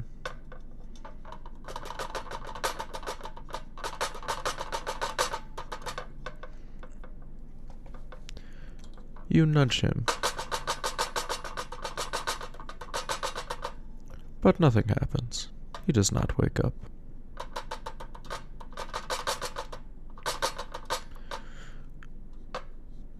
You close your eyes and attempt to fall asleep once again.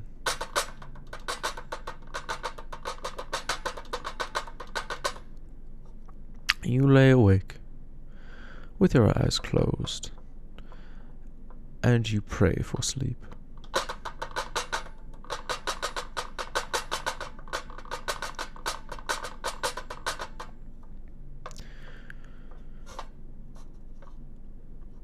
You open your eyes once again, not having gotten a wink of sleep, and you realize full name Paladin is no longer there.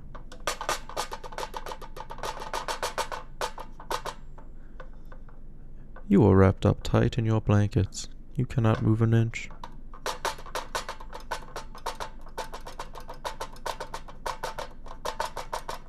You still hear the clanking metal noises, though.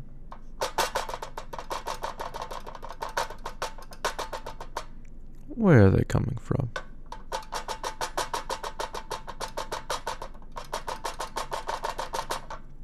You realize with growing dread that it's coming from your bathroom attached to the side of your bedroom. You live in a nice house, so you have an attached bathroom to your bedroom.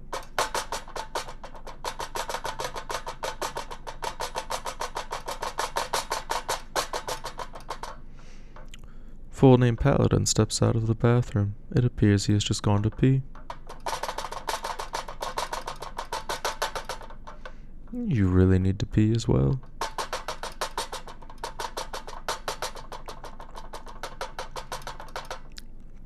You close your eyes once again. You are unable to move a muscle.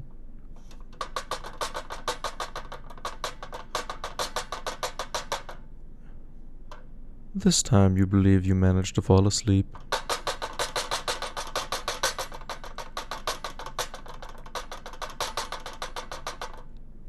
You open your eyes once again.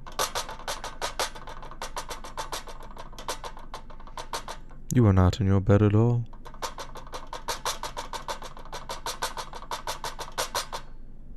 You are actually asleep on a beanbag chair.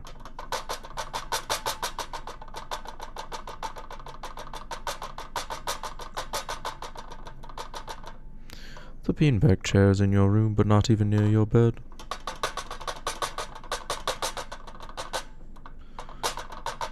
Your bed is perfectly made, just how you left it the previous day.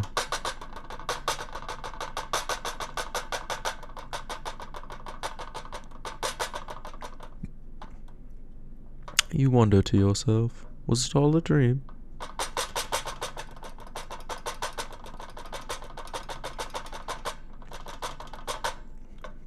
But then you realize, no, that metal noise is still coming from somewhere.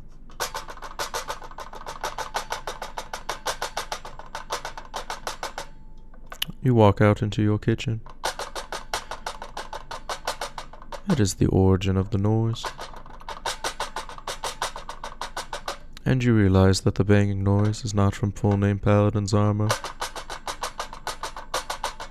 but from a frying pan that he is using to cook pancakes.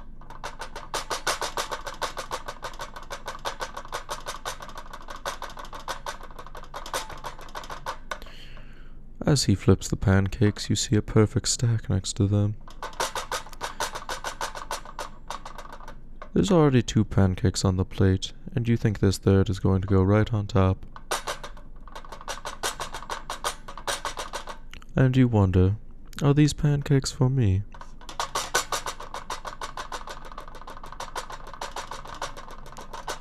And then you realize with growing dread, as full name Paladin puts the pans down and places the pancake on top, he places a small stick of butter, not a stick, a small dab of butter on top, a knob, perhaps.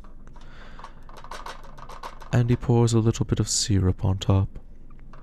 He grabs a fork from your dresser and he picks up the plate. You're wondering, will he hand this plate of pancakes to me? And he vanishes once again. He's outside your window. He has misty stepped away. He stares at you from outside the window. You can now hear the wind chime. Your metal wind chime is now making this noise. That's why the noise is continuing in this scene. He takes a bite of the pancakes, and he smiles at you, and then he is gone. He's misty-stepped again. You can't see to where. But now you're very hungry. You decide that you want to make pancakes for yourself. You open up your fridge. Your metal wind chime is still making noises. You pull out the ingredients you need: eggs, oil, flour, sugar. And as you open up the carton of eggs, you realize full name Paladin has used the last of your eggs, and you no longer have the ingredients available to make pancakes. And as you stand there, feeling defeated, your metal wind chime continues to make this noise. Because that's where the noise is coming from, which is why it's still continuing in this scene. And you begin to weep, because you don't have pancakes. The end.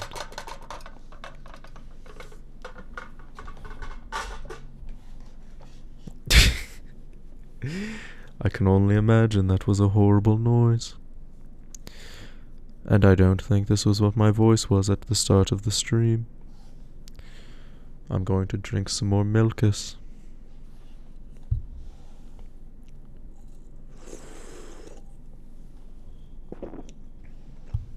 Wonderful.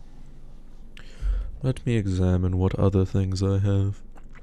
And by that I mean I've made a list and I'm just going down the list of things. Ah, yes. We're getting to the last few things.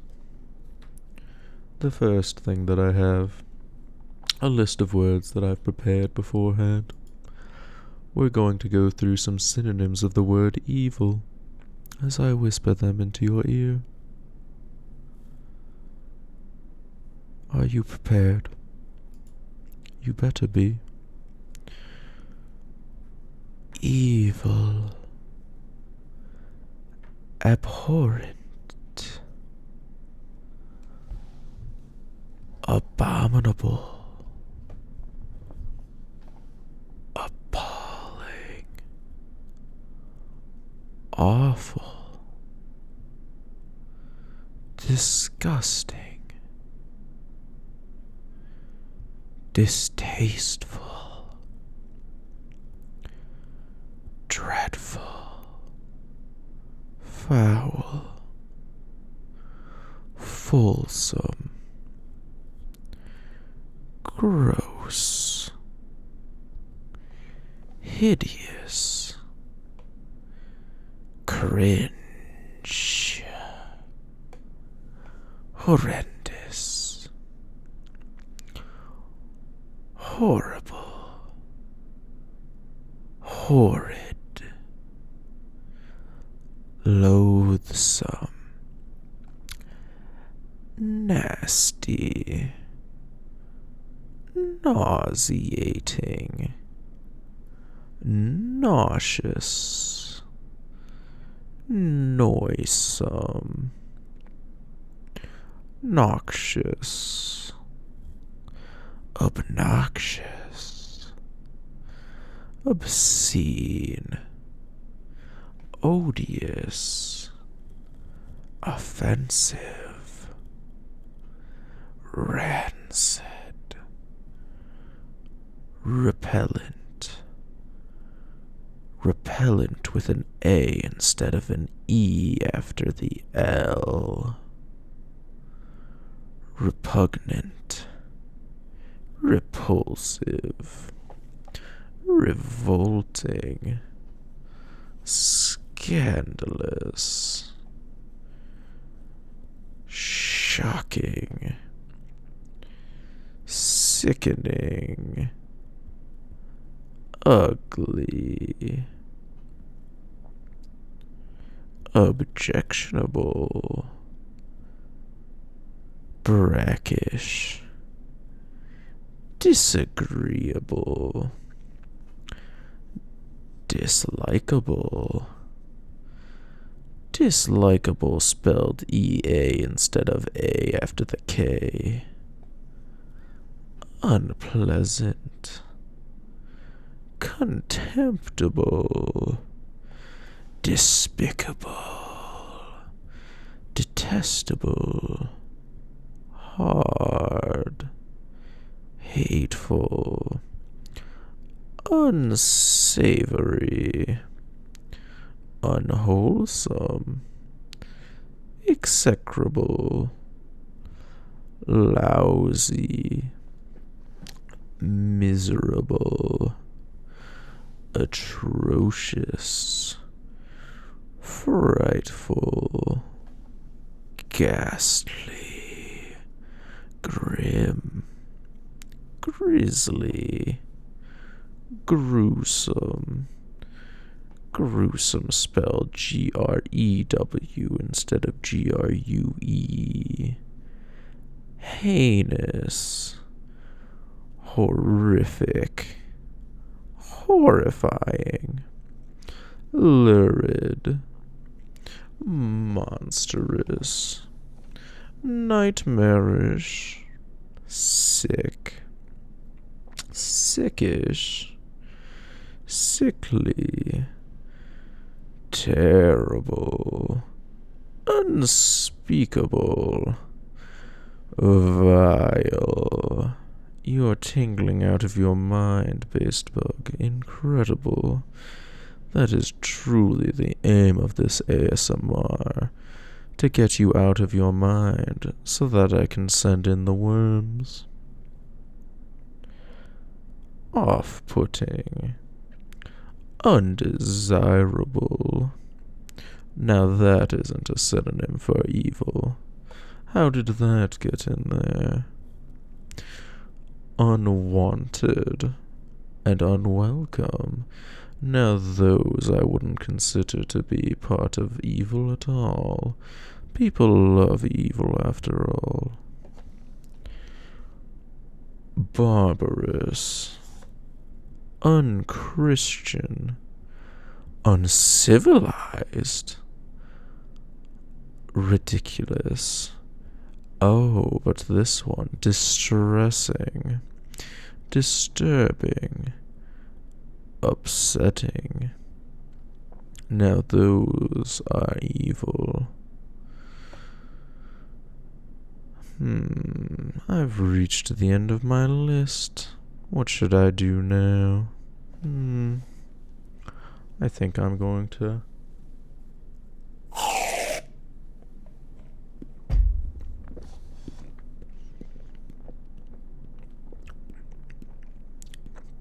How good of a sound could that actually be? I'm really not certain.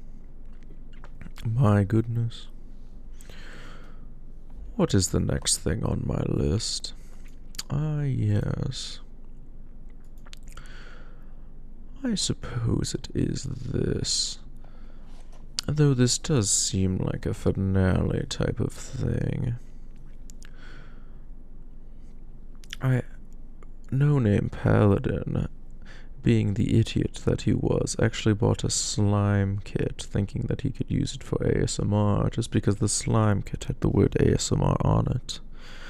But I don't think we're going to use that. I think I'm just going to throw it in the trash. Or maybe I'll make slime one day, who knows. We're going to skip that one.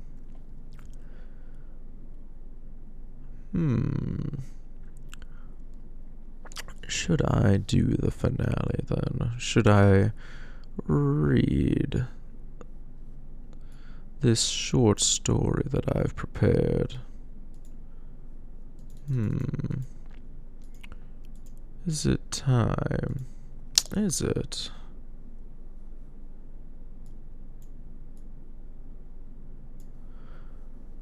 Perhaps. Alrighty, so let me begin. Ahem. This is a story of my own devising, by which I mean I put it into an auto-generator online using a few keywords, and it popped out this story for me.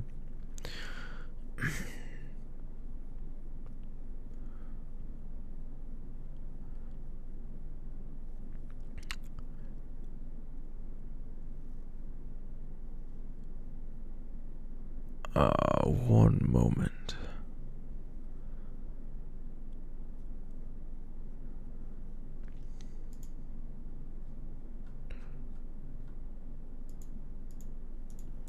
Oh no, I've made a grave error. I've hit the back button and the fanfic has been vaporized. Oh no. I'm refreshing the page. What might happen here? What a great stream to be able to catch. I'm glad to hear it, Luke. My goodness. I'm glad that you can appreciate such content.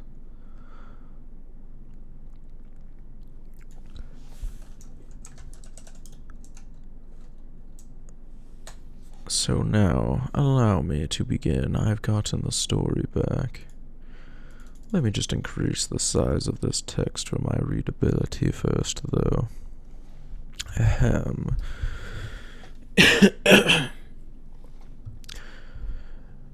We now turn out headlights to full beam in order to gaze forward through the mists of time. The lights from them reflects off not a deer, but a scene 10 years from now, 1 decade into the future. No-name paladin enters the scene, but what is this? No-name paladin is there too. Do you remember that thing that happened 10 years ago? That one that seemed like it would split us apart forever, but instead brought us closer than ever? That brought us to each other? You mean the time with the clout? Yes. Oh, yes, right. It's hard to believe what happened, isn't it? What happened and what it led to. Yes, my sweetness, said Full Name, and gave No Name a special kiss. Mwah. Now that I have remembered it again, I will never forget. It was pretty life-changing. So we now dim our headlights, and we reverse drive to the present, the mists closing back around the future, and the camera of our mind drawing back to the world we know as the now. In the beginning there was clout, its legendary power surrounded in mystery. Meanwhile, back in the future, No Name and Full Name were enjoying each other. As the narrator, I will respect their privacy and not specify how. Let's just say it involved their cocks. It's certainly clear that they were close. Not just metaphorically, but physically with their bodies as well. Full Name Paladin was distracted though, thinking back to the past. We join him on his mid-hunching flashback, a flashback to our story in the present. No Name Paladin was up earlier than usual. He was super excited. After all, today was his wedding day. No Name Paladin danced throughout the room, sang a little bit, and couldn't wait until the evening. Oh, how excited No Name Paladin was. Today he would finally become married to Justice Bros. Of course, for this day, No Name had chosen the best wedding cake, and the best wedding catering, and invited all his friends to come, except for Floop, 'cause she's a bitch. Justice Bros himself was up early in the morning, doing his morning stretches and exercises so he'd look nice and buff in his suit. No Name was trying out his wedding dress in front of the mirror. There had been a mix-up at the dresser, but Justice Bros thought it was kind of funny, so they went along with it. But of course, most importantly of all, No Name couldn't wait until the actual night. See, No Name had a bit of a stick kink, but kept it secret so far. No Name felt there had to be at least one thing Justice Bros should only discover on their wedding night. Oh, how excited No Name was to finally share that final bit with the Justice Bros. The day was coming along nicely. No Name received lots of compliments for his dress, and Justice Bros looked fabulous in his suit. The muscles nicely toned thanks to the suit being just the right tightness. Oh, No Name loved watching his love. Those sweet lips of him touching the wine glass, soaking them up in the red liquid of wine. Those lips he could kiss all night long. You hate this? Perfect. It's meant to be hated. After all, as full-name Paladin, I am evil. And those hands. No Name looked at it absent-mindedly as someone else was talking to No Name while he did so. The Justice Bro's hands were so full of power. The way he grabbed No Name's hands as they cut the cake. The way he held No Name's wrist as he cut the cake into slices. Those hands would soon be on No Name's chest. There was a speech or two, proclaiming that there had never been such a perfect couple such as No Name and the Justice Bros, that the universe had never seen such love, and everyone cheered and rejoiced. There were flower petals and rice raining down onto them, and there were songs being sang in their names. Or so it should be, because when No Name stood there at the altar about to give his word to Justice Bros, suddenly there was an explosion. And from the smoke arose no one else but Floop. "Stop, you are making a mistake," Floop said. "I should be with Justice Bros." "Ooh, bet you didn't expect that, now did you?" Floop stood atop the rubble, while from everywhere else his lackeys came from. They tied up all of the wedding guests, and male Vroid with hoodie, who had been the priest, was tied up as well. "I knew something was up," Floop said. "You sounded too happy last time we spat insults at each other," Floop said as he walked down from the rubble into the wedding area. "Of course there was also this." Floop took out a piece of paper and folded it into an airplane, and then fired it at No Name. No Name opened it up and saw their wedding invitation. Floop laughed loudly. "Oh yeah, you were willing to invite full-name Paladin, but not me. So I did what I had the right to do. I went to full-name Paladin, defeated him, and took his invitation. How could this auto-generated fanfic website say that I was defeated in battle? That would never happen. I demand that this be retconned immediately. How ridiculous." No Name knew that Floop could be powerful. Oh yeah, before Floop turned out to be such a colossal bitch, they had been fighting full-name Paladin together. But No Name didn't know that Floop could have defeated full-name as long as she had enough motivation. "Ha ha ha ha ha," Floop laughed. "Now to enact my plan, because not only will I stop your wedding, I will make your wedding impossible." Floop's minions took male Vroid with hoodie and shoved him forward. They did the same thing with the Justice Bros. As Floop walked over to the Justice Bros, Floop took his hand. "Now, male Vroid with hoodie, wed me, otherwise I will kill all you love. And if you, no-name Paladin, try to stop me, I will resurrect full-name Paladin." No Name felt like he was kicked in the stomach. What an impossible choice, No Name thought. Give up the love of No Name's life? Or save the world from full-name Paladin? It was almost as if fate or God set everything in motion just to torture No Name Paladin. But long No Name Paladin did not have to be in agony, because No Name Paladin had a plan. "Yeah, we hate Floop here, Basebug. He's ruining our wedding." And now, with that once again, we turn our headbrains to the future, stepping forward down the road of time and walking for 10 years, until we get to the place and time which this takes place. No Name and full-name Paladin were just finishing. Out of respect for their privacy, I will not specify what they were just finishing. "Now that was good sex," said full-name Paladin. Yes, it was," said no-name Paladin. You seemed a little distracted near the end there, though. Not your normal energetic self. Yes, sorry about that. I was thinking back to a decade ago when I first realized my feelings for you, even though I didn't know it at the time.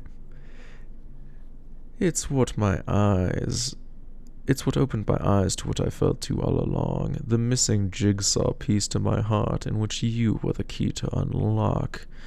No name. And our love grew together from that moment to blossom into the great tree that it is today. I love you, No Name, my irresistibleness. I love you too, Full Name, my better half. Ha, even the auto-generated site knows. Oh, you almost choked on your drink, Lou. Ah, I guess I am dastardly, causing inconveniences all around the world just with the sound of my voice. The content had nothing to do with it, I'm certain. And then Full Name Paladin and No Name Paladin smiled the smile of lovers at each other, and as we fade out into the sunset... Oh, a drink of water, trying to break up the story a little bit, extend it a little bit longer. Understandable, Mercury. And welcome in, of course. Welcome in.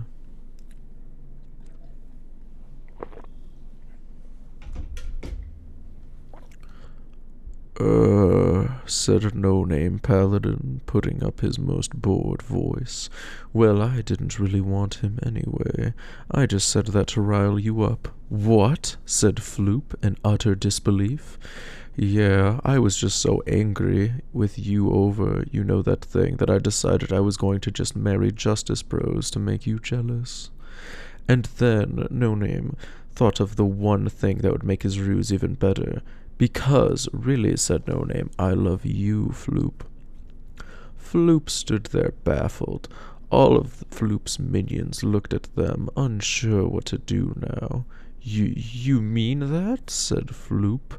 Of course not, said the Justice Bros, and in that unguarded moment, Justice Bros knocked Floop unconscious. Ha! Didn't expect that to happen, huh, bitch? The Justice Bros yelled loudly, and then laughed loudly afterwards. Ah ha ha ha ha. All the other guests laughed as well, and so did No Name Paladin.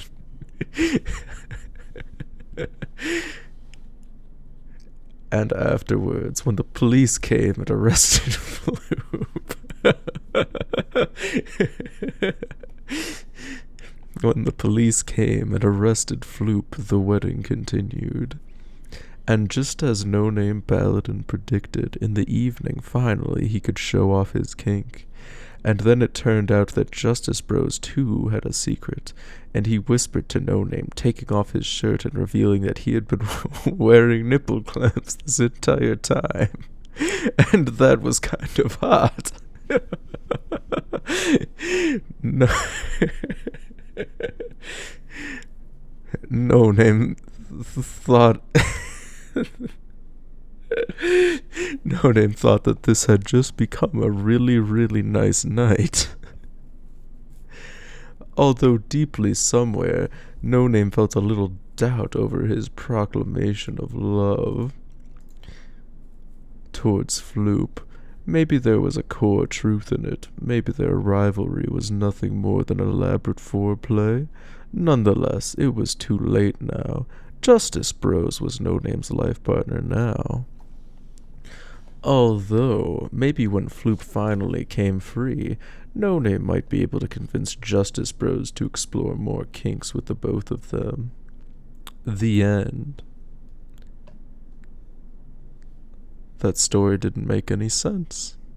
How did No Name Paladin end up with Full Name Paladin 10 years in the future? I don't understand. Oh, welcome in, Alex. Oh, thank you for the parches. Saucy indeed. Fantastic. I'm a big fan of how Floop was knocked unconscious and arrested. Oh, clearly. Who cheated on who, though? Who do you think, Mercury? What do you think happened? Give us your thoughts. Do you think No Name cheated on Justice Bros with Full Name? Do you think Justice Bros cheated on No Name with Floop? And then, do you think that No Name broke up with them and got together with Full Name? How do you think this worked out? Oh, perhaps when No Name uh, asked Justice Bros to explore their kinks along with Floop for the threesome. Perhaps Justice Bros was no longer interested. They became disgusted with No Name, which left No Name coming straight into my arms. Truly, dastardly. Your heart tells me it was No Name, but your brain tells me it's the Justice Bros? Zam. I can't believe this. You were supposed to say both of them. They were both having an affair. That would have been the worst result possible. The truly evil result. My goodness.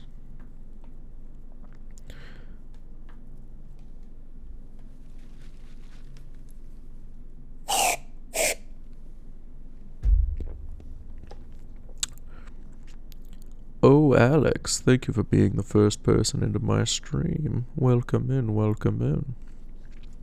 Who's to say that's not also true? Why, you yourself, you decided that it was one or the other, did you not? That's what you wrote down, didn't you?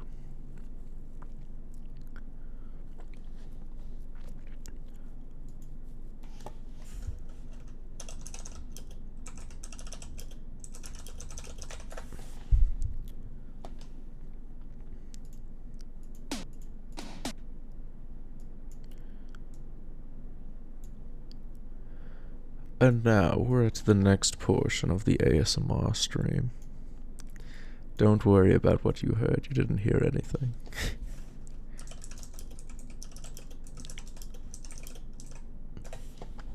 There's still a bit left, don't you worry.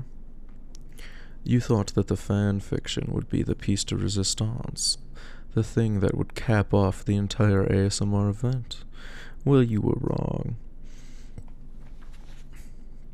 So now let me fill your hearts with despair, as a truly evil person would.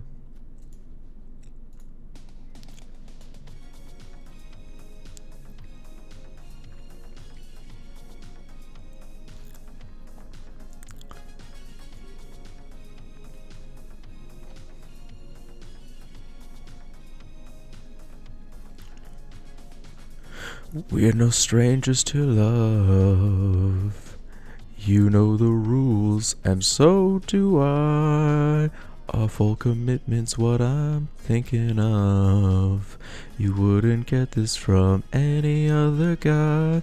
I just wanna tell you how I'm feeling. Gotta make you understand. Never gonna give you up. Never gonna let you down. Never gonna run around and desert you. Never gonna make you cry. Never gonna say goodbye. Never gonna tell a lie and hurt you. Known so much other for so long. Your heart's been aching, but you're too shy to say it. Inside we both know what's been going on. You know the game and we're gonna play it. And if you ask me how I'm feeling, don't tell me you're too blind to see. Never gonna give you up. Never gonna let you down. Never gonna run around and desert you. Never gonna make you cry. Never gonna say goodbye. Never gonna tell a lie and hurt you. I'll give you up. Never gonna let you down. Never gonna run around and desert you. Never gonna make you cry. Never gonna say goodbye. Never gonna tell a lie and hurt you.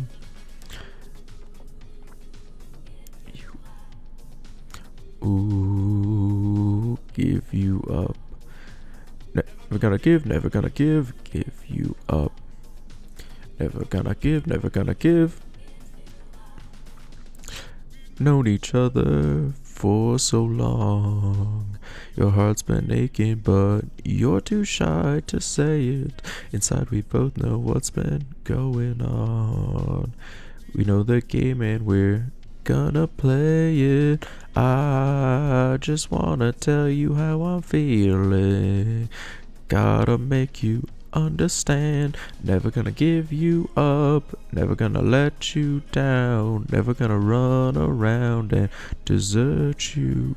Never gonna make you cry. Never gonna say goodbye. Never gonna tell a lie and hurt you. Never gonna give you up. Never gonna let you down. Never gonna run around and desert you. Never gonna make you cry. Never gonna say goodbye. Never gonna tell a lie and hurt you. Give you up. Never gonna let you down. Never gonna run around and desert you. Never gonna make you cry. Never gonna say goodbye. Never gonna tell a lie and hurt you. How was that? Was that wonderful? Did that make you never want to give me up? Never give up evil? I'm going to begin combing the microphone again while I talk. That was wonderful, truly. I was aiming for a more thing, like that was abhorrent. You know, the goal of this ASMR is to infest your mind with darkness, you know. How am I supposed to do that if you're enjoying it? Oh, and thank you for the cheers, Parchies, and Wigglies. My goodness. Once again, I'm combing my microphone. Does the comb even sound nice, or does it sound evil?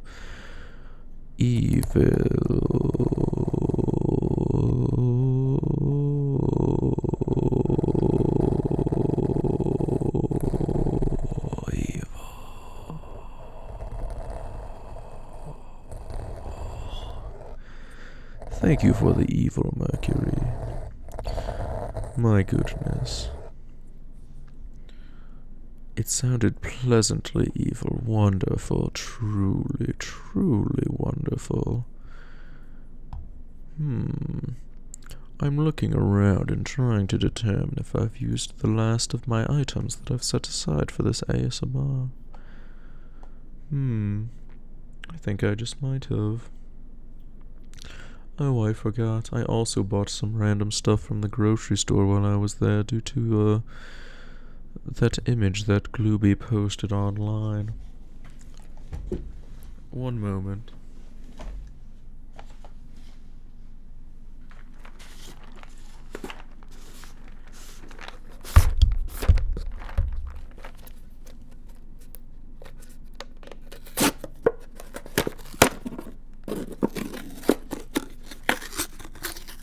So,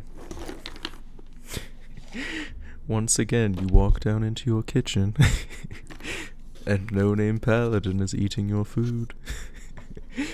This time he's eating your pretzels.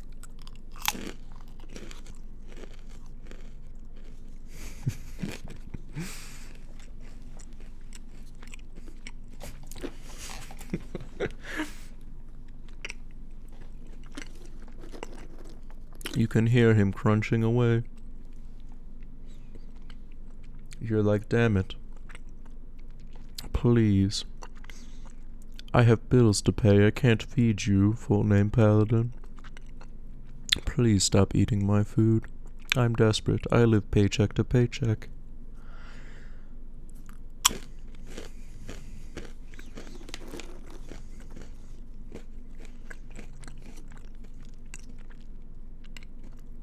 And yet full-name Paladin continues to eat your pretzels. You were going to have those pretzels for lunch. You know that usually pretzels don't provide you with any nutrients.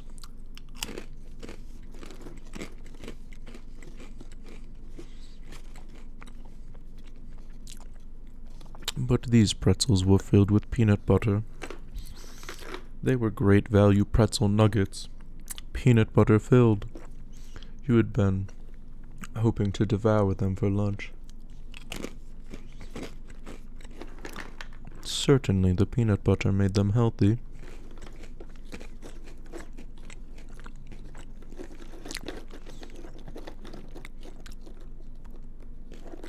Once again, no-name paladin looks to the side and goes, "Smoochies? Of course, Toonie. Mwah.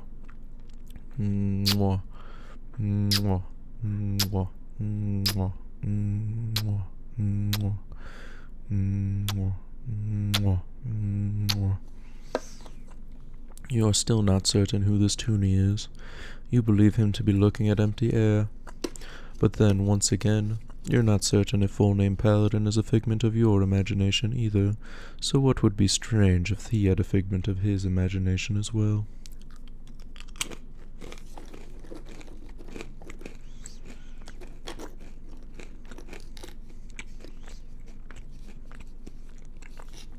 You see your peanut butter-filled pretzel nuggets begin to dwindle, as full-name Paladin eats them.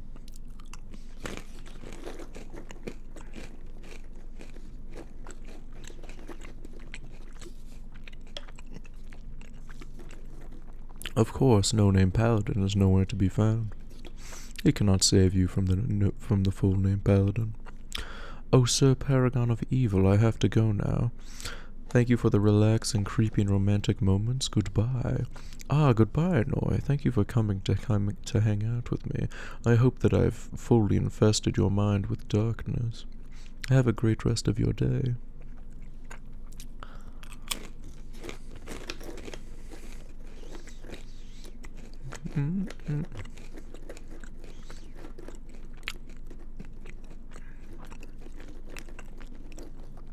Oh, Robbie, welcome in, and thank you for being the first person into my stream. You're going to cry black tears after this. Wonderful. It's already working. You might just lurk because ASMR generally makes you uncomfortable. Perfect. That's the entire point of this ASMR experience.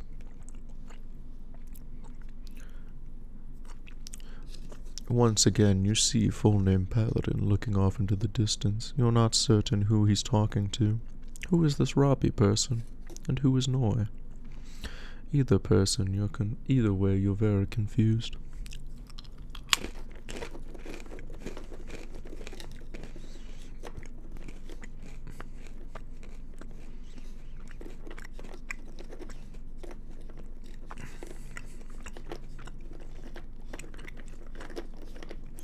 You think to yourself, why are full-name Paladin's ASMR things mostly food-related? At least if you showed up in the latter half of the ASMR, in fact. And that's because he should have spread out to the list more properly. Maybe done food, non-food, instead of doing food all in a row.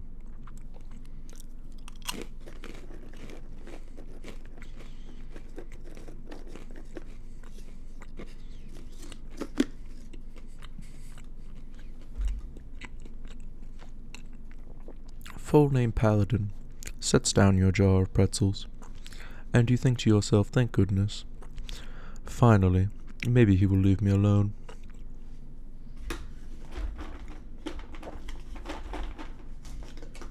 He pops another pretzel into his mouth that you didn't see that he had palmed in the palm of his hand.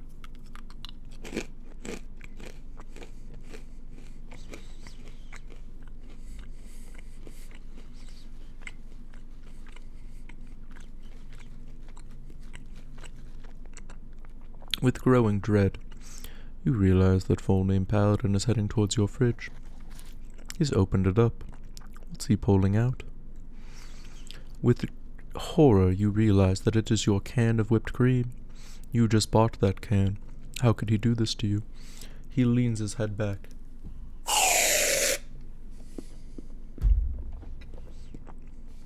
And he sprays whipped cream into his mouth straight from the tube. How could he do this to you? Now that he's put his lips on it, you don't want to use it anymore.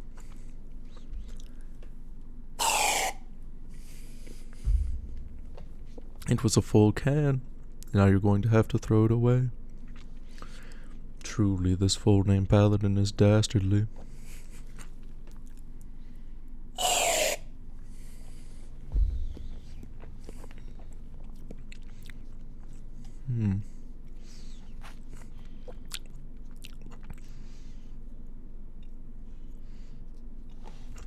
Oh, is the lips touching the can a good thing? I'll have to keep that in mind for future evil expeditions.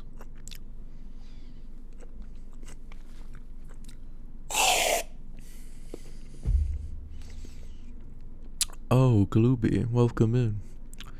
Evil.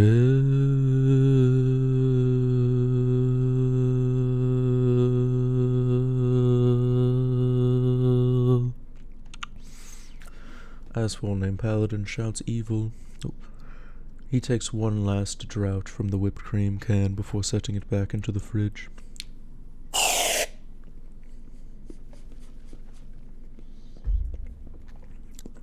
With confusion, you watch him walk towards your pantry, and you think to yourself, hasn't he already gotten out my pretzels? What else could he possibly want? But then you see he walks past your pantry, to your cupboards, and you think to yourself, oh no, he's reaching into my special cupboard, what could he be going for? And then, with dreadful horror, you see what full-name Paladin pulls out of the cupboard.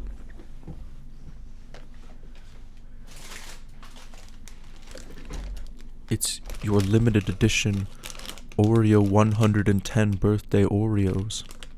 You saw them at the grocery store yesterday and you purchased them because they're limited edition, which means you'll never get to have them again.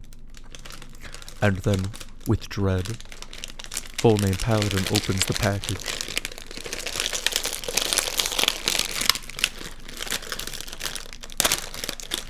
Oh no, you think to yourself. My limited edition Oreos. You can't do this to me, full-name Paladin. I've stood up for I've allowed everything else to happen, but this I will not stand for. As he crinkles with the very difficult to open package, you think that it's time to fight.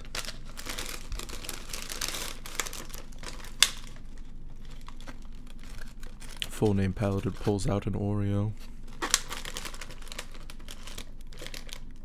It's chocolate confetti cake. He examines it. It's glistening. There is literally sparkly rainbow glitter sprinkles baked into the Oreo. This is ridiculous. He examines it once again. It appears that it's half vanilla cream, half chocolate cream. What a strange concoction. I can have the Oreos? How ridiculous. Are you telling me you'd feel no sadness if all your Oreos were to disappear in front of your eyes? Your limited edition Oreos? And then he pops the Oreo into his mouth.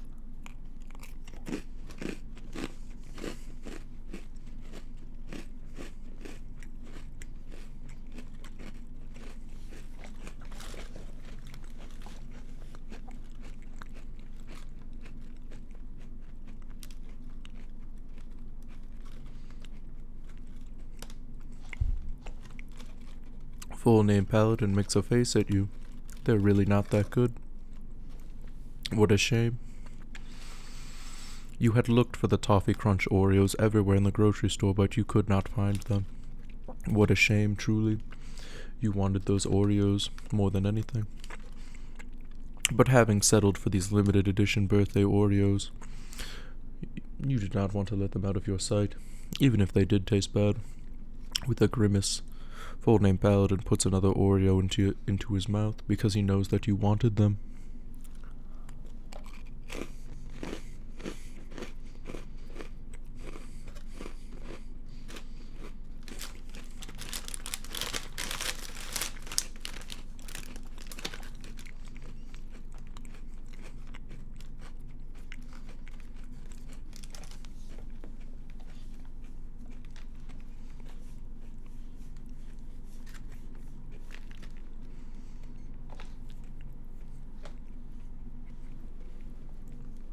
Just as you were preparing to lunge at full-name Paladin, he puts the Oreos back in your cupboard.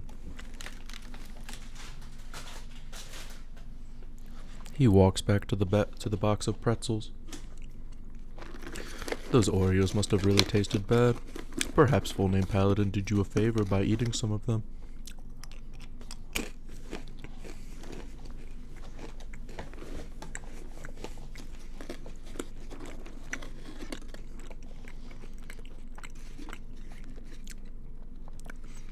You think that after this scene is over, you are going to throw those Oreos in the garbage anyway, just where they belong.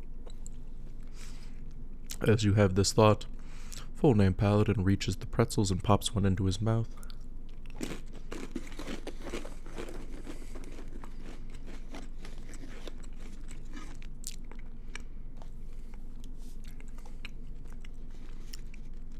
You think, shit, I forgot that he was eating my pretzels previously. I was planning on eating those for lunch.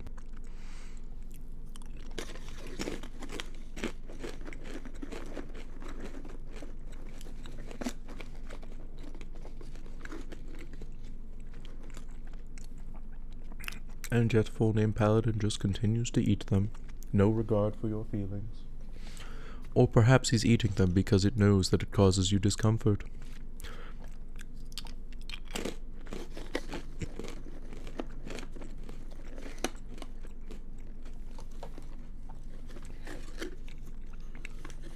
Either way, the facts cannot be changed, and full name Paladin just continues to eat your pretzels.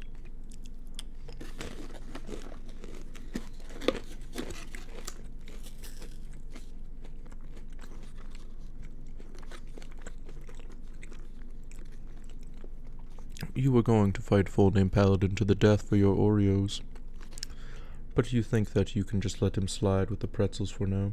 It's a large bag, he couldn't possibly eat all of them.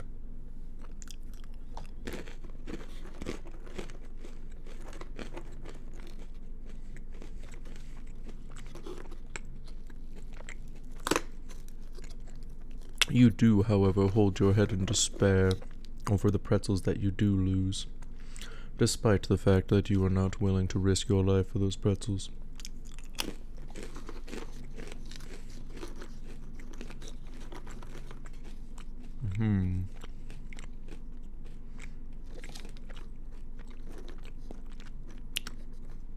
You see, full name Paladin. He appears to be thinking about something.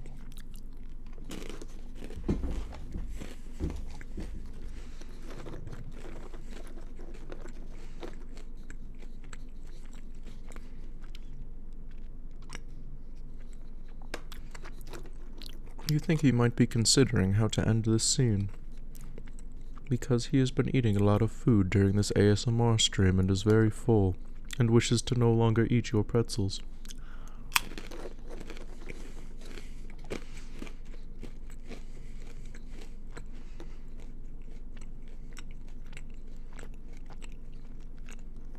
However, after every line, there needs to be an ASMR element, so he continues to eat the pretzels as he ponders how to do this.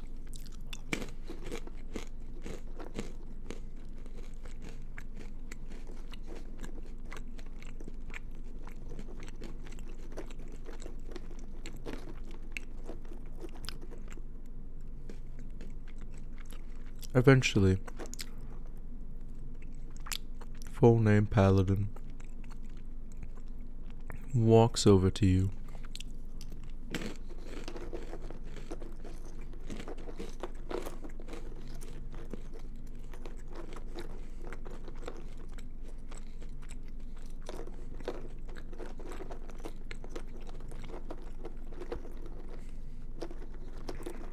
He places the bag of pretzels in your hand.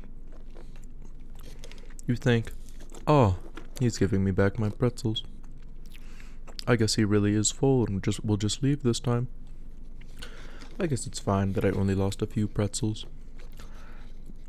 And it is quite possible that No Name Paladin may show up at the end of the stream. But who knows?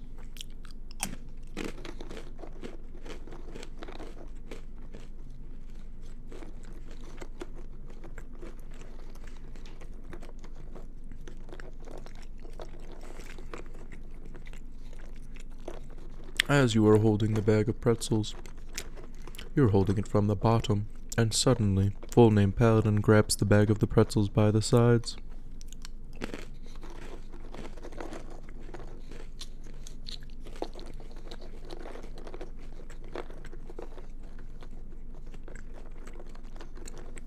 As you look at full name Paladin questioningly, he brings his hands together while still holding the pretzel bag, and smashes all the pretzels in the bag.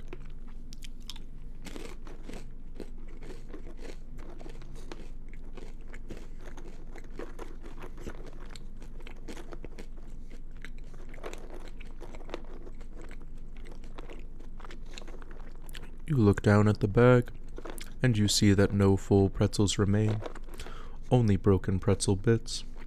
You pop one into your mouth.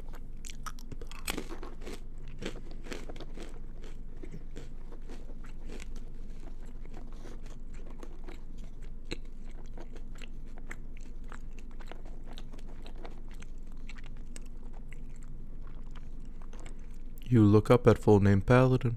He's not there. You wonder if he ever was. You pop another pretzel into your mouth.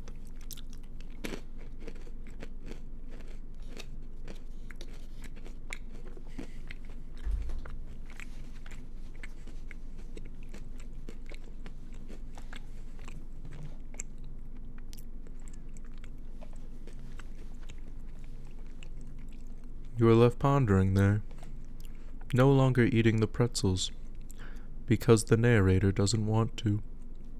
The narrator, of course, being you. And you think to yourself, is full name Paladin out of ASMR ideas? He's gone through his entire list of items. Does anyone have any suggestions?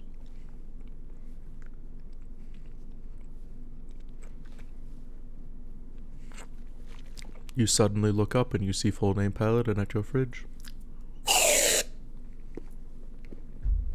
He sprays whipped cream into his mouth and then vanishes once again. You want to be beaten to a pulp.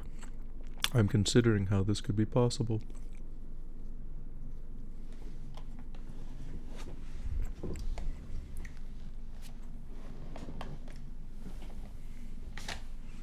I have grabbed a nearby blanket, and full name Paladin is punching into it, sending punchy vibes your way.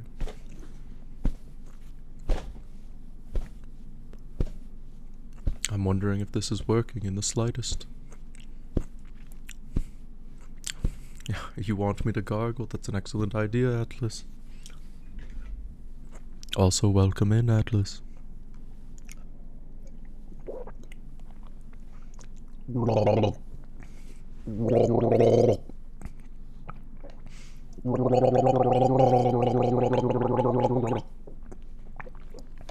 How was that?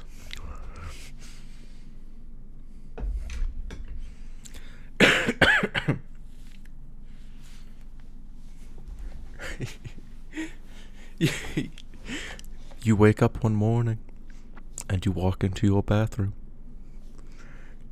And as you walk into your bathroom, you see a strange sight. One moment.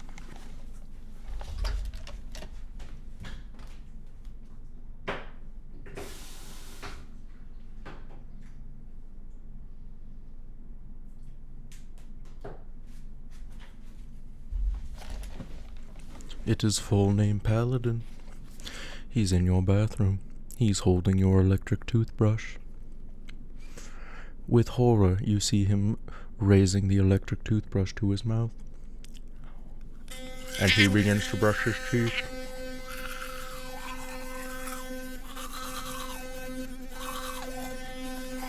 You're like, why would full name Paladin be in your bathroom? And why would he be brushing his teeth with your toothbrush? And yet you can't, you're powerless to stop him as he brushes away. And he just keeps brushing. You continue to stare at full name Paladin, who continues to narrate while brushing his teeth. He's really getting the pretzels out of his teeth right now. He just brought this toothpaste and it tastes kinda weird, but maybe that's the peanut butter pretzels.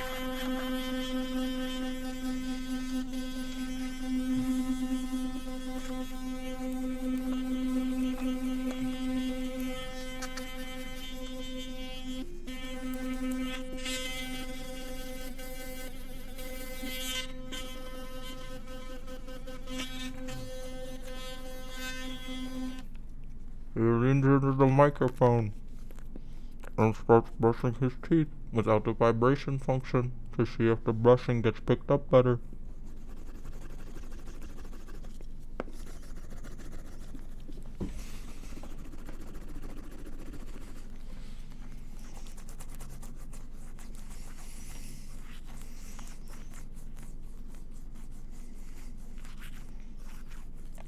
I brush Uncle Rooster's mouth. There's ripples spit everywhere. Oh god.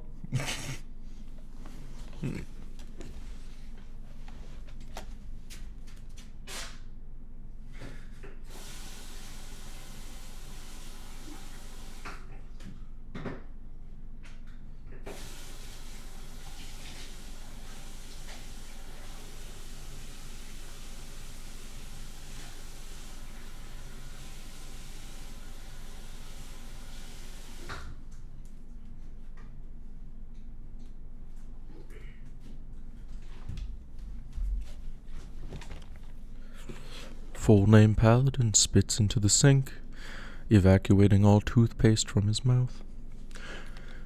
And then with horror, you see him. He grabs your bottle of mouthwash.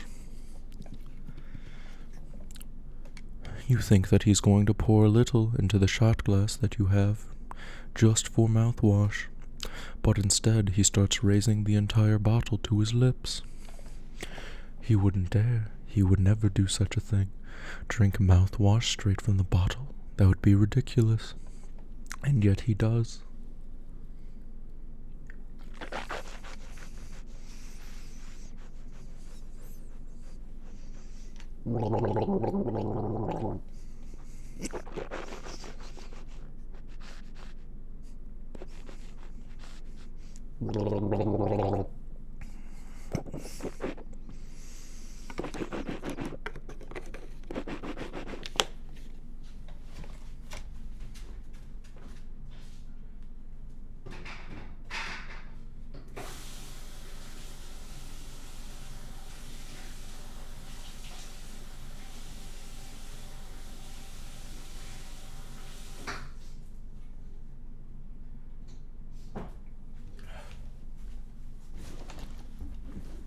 Full name Paladin spits the mouthwash into his sink.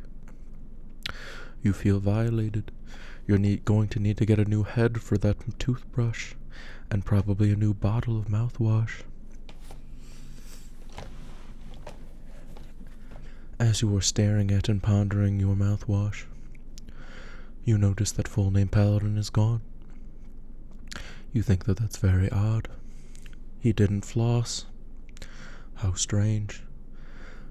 Then you look at your sink and you realize you own a water flosser. Full name Paladin could not bring the water flosser to his desk to do in front of the microphone.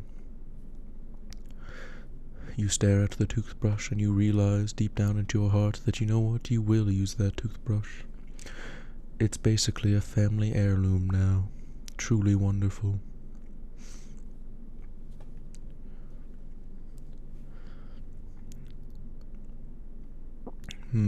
Alright. Are there any other ideas?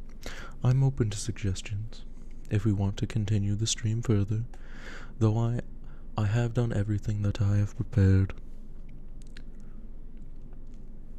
Oh wow, truly.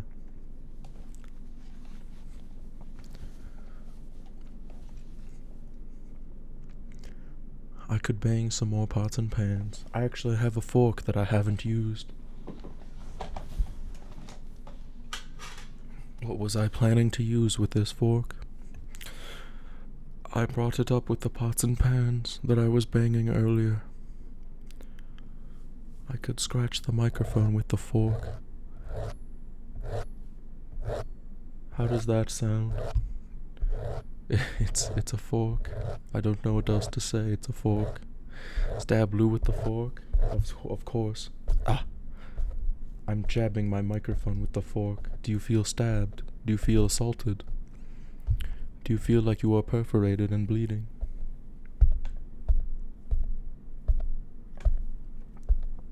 Can you feel the menacing aura of me with this fork stabbing into my fuzzy microphone? I am slightly worried I could be damaging my microphone, but I am paying it no heed as I continue to stab into my microphone. This is certainly not the voice that I started this stream with.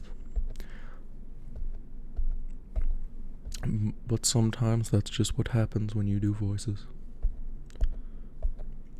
Incredible.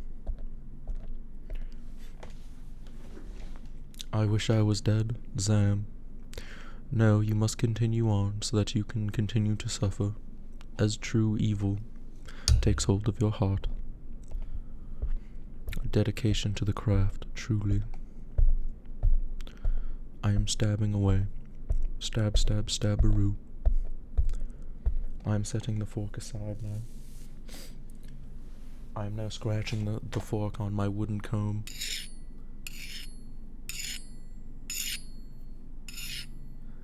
This is a horrific noise. Do you guys enjoy this horrific noise? I am really scratching up this. That's a nice noise? Oh, is it? Really? Should I continue doing it for a while? What if I put the fork over the tongs of the comb?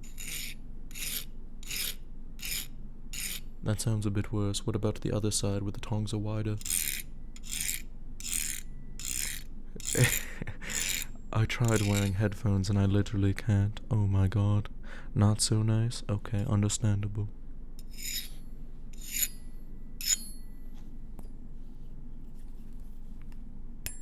What if I flick the fork tines?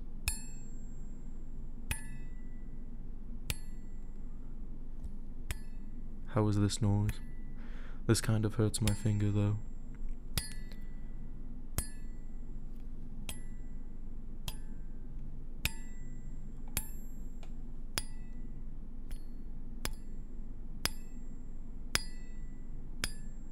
Is it like the ringing of a bell? Is it like the ringing of your ears?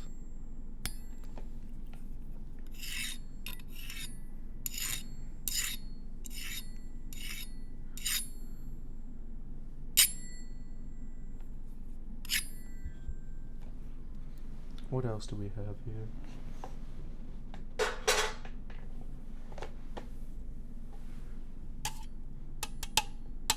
I'm hitting the Milkus can with the fork.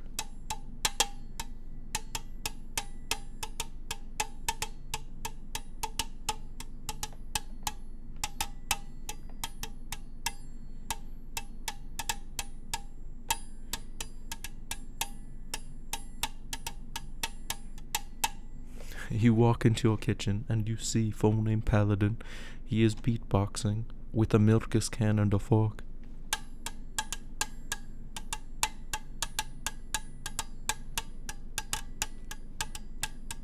You consider stopping him, and then you're like, why would you do that? This is kind of a jam.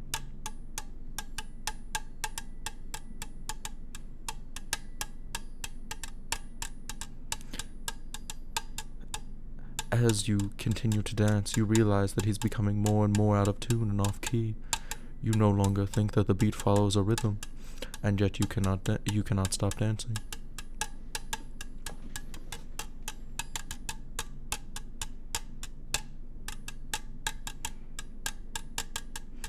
You are starting to dance out of rhythm as well. You are flailing your arms and legs everywhere. What could possibly be going on in your mind? Once again, full-name Paladin disappears, and you are simply being yourself in the middle of your kitchen. There is an empty Milkus can on the counter along with a fork, and yet you are simply flailing around wildly. I am certain that if a neighbor saw you through your window, they would call the police. Despite the Milkus can and fork being sitting on the counter, you still hear the banging noise.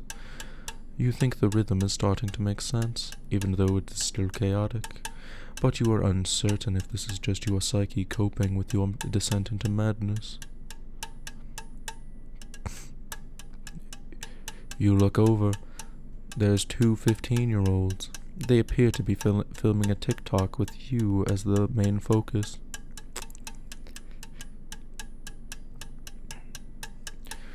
One of them starts Fortnite dancing in the frame of the camera that the other one is using to film it. You are going to become a social media star, and not for the reason you want. Truly a nightmare. Used for internet points by children using TikTok. What a terrible fate has befallen you. And yet the music will not stop. You're uncertain if it's even music now. You think it's the beating of your heart. It just continues to thump. And the child continues to Fortnite dance. The beat stops, and you collapse to the ground. As you stand there, in pain, staring at the ceiling, you're wondering if you had a heart attack. Are you dying? As you believe you are dying, you stare at the ceiling and you ponder your life. The child outside is still Fortnite dancing.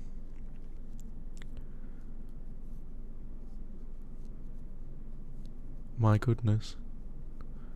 You are actually gagging. Incredible. Truly, the ASMR is working, as that was the goal of the ASMR all along. You need to go see a doctor. As you lay there considering looking for a doctor, you think to yourself, what if I went to the doctor and started spontaneously dancing? What if I heard the milk is canned noise once again? Would I be locked in the insane asylum? Would there be children to Fortnite dance next to me there? Now that would be hell. You're not certain what to do anymore. You had a great life, and yet this is the culmination of it. You're laying, staring at the ceiling, dying. Children Fortnite dancing over your grave. In the next scene, you are being buried in the ground. There are two children there. They are filming a TikTok. One begins Fortnite dancing on your grave. They become internet stars. They meet Ninja in person. Ninja Fortnite dances on your grave with the two 15-year-old children. How does that make you feel? I just reached to drink more Milkis and then I remembered. I just brushed my teeth. Perhaps I shouldn't. My teeth are so sparkly clean right now. I'd be glad I was dead. Thank goodness. Alright, what's the next thought? What's the next thing that we could do? I still have, I don't really have anything, actually. I'm kind of out of things. I could eat more carrots in front of the microphone. Firing range ASMR. I don't think I have anything that would make that noise. Do you want to read a horrific Sonic fanfic in your sexy ASMR voice? Of course I do. Though I guess I did already read a fanfiction today. But I guess I can read a fanfic. Send it to me. Links are allowed in the chat. What else could I do here? I'm currently thinking. My brain is firing on all synapses. ASMR noises, the paladin brain firing all synapses. It's going to town. Do. What in the world is 7.62? I'm completely uncertain. I'm once again using the makeup brush. I'm brushing the microphone. Is this even audible? I can't even see it being picked up by my microphone. Oh, incredible. A link. I love clicking links. Fanfiction.net. Wonderful.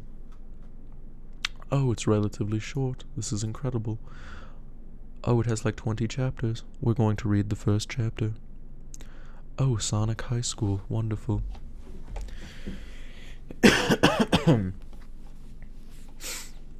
Chapter 1. Sonic woke up and looked at the clock. 7, it said, and Sonic screamed. I am late for school. I have to get to school now, said Sonic, jumping out of bed. Sonic puts his clothes on really fast and ran out of his room because he is fast. No time for breakfast. said Sonic as he ran past Sonic's mom. You will regret this, said Sonic's mom. You will regret this.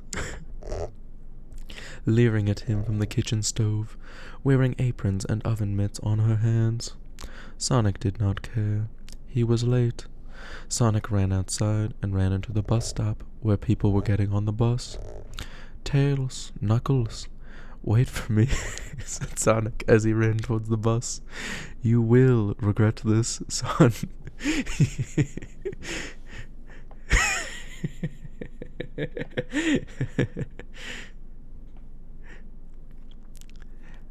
Hey Knuckles, it's me, Sonic, said Tails to Knuckles at the bus stop.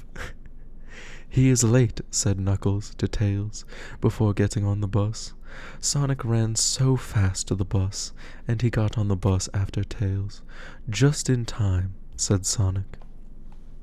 Huffing and puffing, like he was doing the Cupid Shuffle for the first time. Sonic sat down next to Tails, and Knuckles sat behind them, taking up both seats. I'm so bad, said Knuckles, laughing because he sat where two people could sit. Knuckles did this every day and no one bothered him, but they all knew that it was against the rules of both man and God. The bus started and drove at the school and parked, and they got out. This is wonderful, an excellent suggestion, Luke. We're at school now, said Tails. It's time to go to class. Sonic was also at school, so he went to the first class of the day. English class. Sonic did not like English very much, but he did not like any class very much that was not about running and going fast, which is what Sonic does best. Sonic got to his class and sat down on his seat. It is journal day, said Sonic's English teacher, Mrs. Lesson. Mrs. Lesson was tall and white and had gray hair and was not pretty. Take out your journals and put them in a pile, and I will read one of your entries to the class. Sonic took his blue journal and ran to the front of the class very quickly and put his journal on her desk, and then ran back to his desk, all with his head down and not talking or looking at anyone. Sonic was so fast that he did it first. Everyone else did it afterwards and slower. I am always dealing psychic damage. It is one of my powers. Truly. Mrs. Lesson grabbed a journal from the pile, and Sonic knew it was his, because it looked just like Sonic's journal. Shouldn't Sonic's journal have been on the bottom, if he was the first person there, and it is in a pile? This doesn't make any sense. Sonic knew that it was his, because he had written in it so many times, it was crazy. Mrs. Lesson opened to a totally random page, and it was the worst page she could pick. She began to read, Dear Journal, I called the doctor today about a problem. I have a problem with my balls. They are itchy, and it is difficult to sit with them because they are so itchy. I have to back up against stucco surfaces and rub up and down on them to relieve the itchiness. No creams have worked. Creams only make my ball sweat smell like the breath of a thoroughbred, and I think Amy, my girlfriend, noticed. I hope my doctor calls me back. Love, Sonic. Oh no, stop reading, said Sonic, but he reacted too late, because it was already read. All of it. Everyone in the class laughed, and Sonic felt like an idiot asshole, because now everyone knows all about his ball problems. Sonic felt his rage build up inside of him, like a pool of lava in a volcano. Stop laughing at me, and don't tell anyone, shouted Sonic. But everyone was laughing so loud that they did not hear him, and Sonic was just so embarrassed and mad and sad, but more embarrassed, so he ran out of the class fast. Sonic ran to his locker and opened it and screamed into it. He screamed, This sucks, and curse words too. What? What do you mean, Alex? Is this not normal? This is an above average fanfiction, I feel like. What is the problem? Said Tails. Are you mad? Said Tails. Sonic was so mad, so he nodded.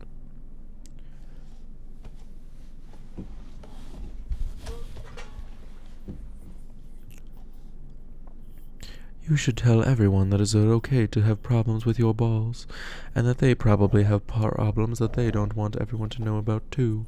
So stop laughing at me. Sonic thought Tails was right, because Tails was smart. Knuckles was there too, so he said, Sonic, what is this I heard about you having problem with your penis and balls?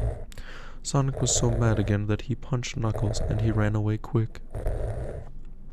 Where Sonic ran to was his next class. It is now second period, so it was okay. And that class was history class. Sonic did not care about history class. Hey, Amy, said Sonic, check me out, and Sonic did a dance move. This is a comb. I'm combing the microphone foam using the comb. Do you not enjoy the comb?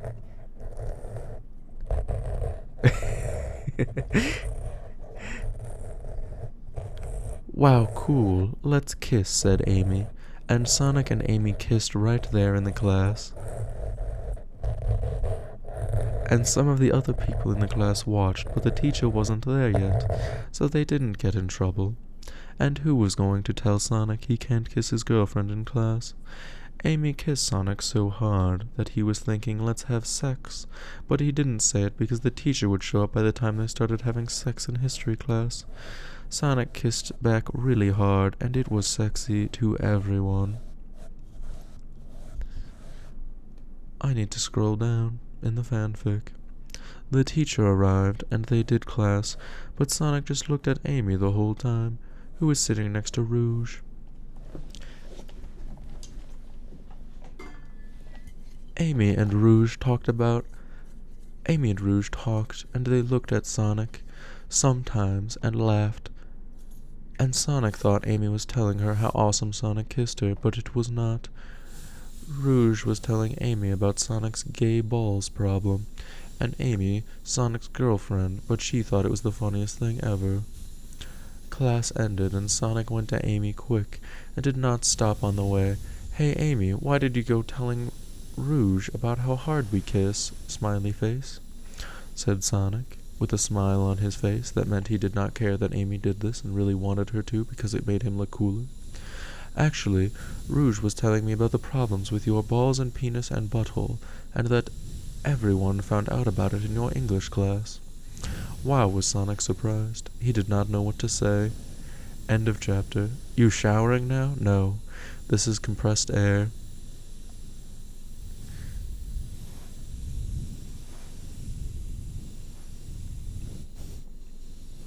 Write that down, write that down. Do not enjoy the compressed air. My microphone's really dusty. No Name should take better care of his stuff. Oh. All the dust is being blown away from the microphone. I just pulled down on the trigger really hard. I hope that wasn't too loud.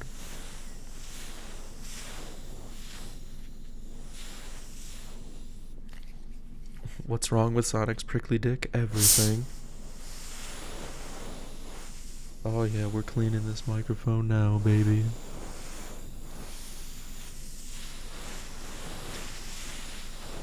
Also, does anyone have any other ideas? I finished reading the first chapter of that fanfiction. I'm open to most things.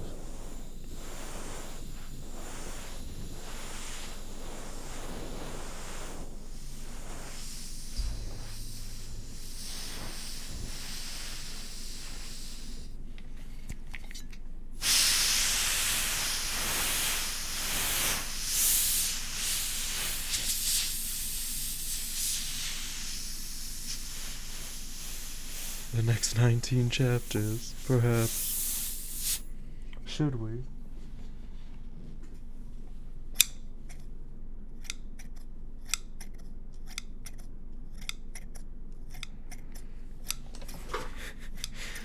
Just snipping away now.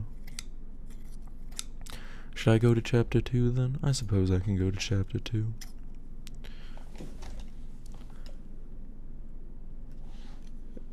Please do not. Do not? Well then give me another idea, Atlas. Know your good lol? Do what you would like? Zam. What could I do instead? I guess reading chapter 2 just opens up more chapters to be read. What else could I make noise with around me?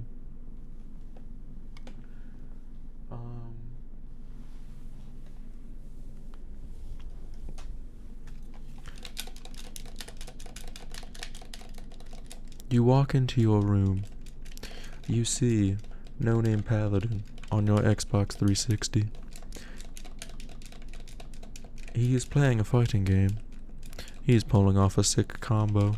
You can tell by the amount of buttons that he is pressing on his controller. Your controller. He is really mashing. You can see that the opponent that he is fighting against has not yet hit the ground. He is juggling him, and yet at the same time doing very little damage. You think he is playing with his prey. You are unsure what you think about this. You thought that Full Name Paladin would be someone who would just execute a man on the spot, but here he appears to be showing mercy, no? But then you realize the truth of it. Full Name Paladin is actually toying with his prey. It's true, and there's nothing you can do about it. You consider pulling out the cord connected to the wall from your Xbox to turn the game system off. But you think that if you did that, Full Name Paladin might come at you with his sword. And you don't want that, now do you? That would be ridiculous, yes? So you watch Full Name Paladin game for a while. You learn many interesting gaming techs in the fighting game that he's playing. Paladin Blaster 7000. Full Name Paladin actually looks to you, and he hands you the controller. It's covered in Cheeto dust. You look at it in disgust, but who are you to deny what Full Name Paladin? You grab the controller, and you begin to game. You start mashing buttons. You are staring at the screen. You think that you are executing a great combo, but you get countered. You are now being juggled by the enemy. You look to the side, and you see Full Name Paladin also has a controller. He is now juggling you in a fighting game.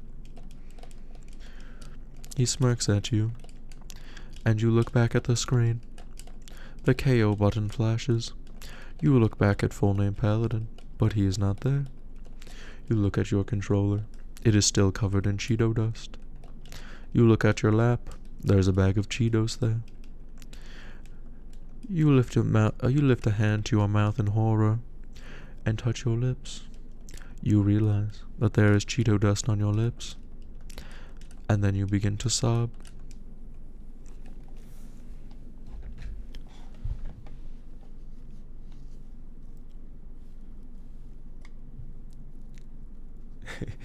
You look to your right and you see a can of whipped cream. You spray whipped cream in your mouth. It's so loud.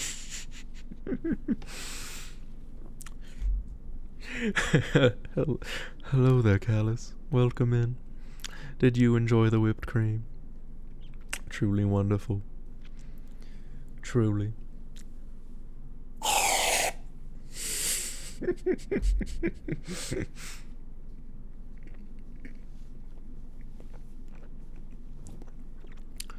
As you sit there, playing online matches in the fighting game, eating Cheetos, and slurping down whipped cream with your Cheeto-encrusted controller, you think to yourself, what ASMR thing is Full Name Paladin going to do next? He said he was out of ideas like 4 things ago, and yet he keeps doing random things. You think if you were to see him right now, he'd be looking around his room, wondering if he can use any of these objects for noise. He's considering all of his options. He's staring. He thinks he sees something. He changes his mind. He looks over there, and he sees something. All of a sudden, he's pointing at it, like a dog. He's ready to take off. He's ready to pounce. He's going for it. Oh my goodness, what will Full Name Paladin bring back?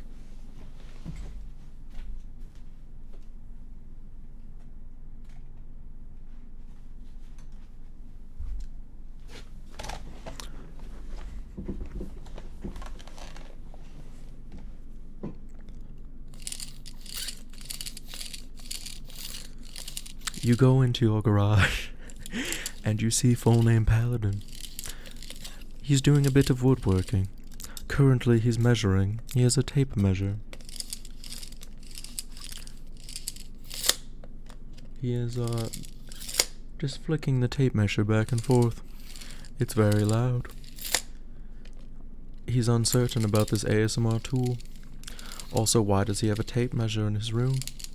He doesn't know either. Where did it come from? Sounds like a cream cheese can. What in the world is a cream cheese can? Since when do they sell cans of cream cheese? He stares at you and he begins just sliding the tape measure out and back in. He is no longer working on his woodworking project. You stare at it though. It appears that it's a wooden piece of himself. A can of string cheese. I feel like cream cheese and string cheese are two very different things though. The one's like an aerosol cheese and the other one is cream cheese. I feel like cream cheese is delicious. How dare you say? String cream cheese in a can. That's a lot of cheeses at once.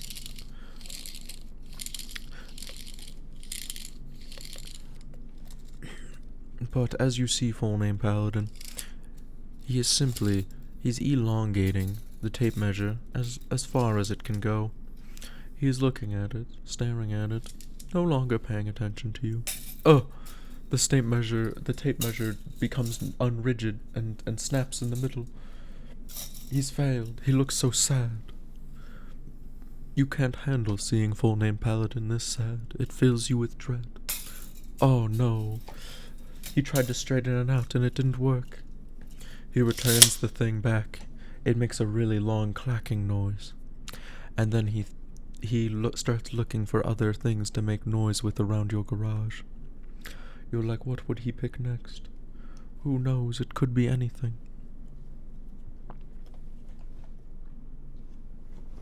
And he sees something, and he goes for it.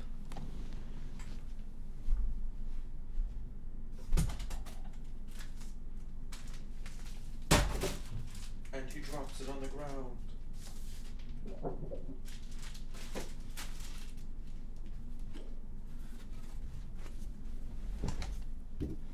He sees a poster, a metal poster that was he got at an artist alley at an anime convention he went to recently.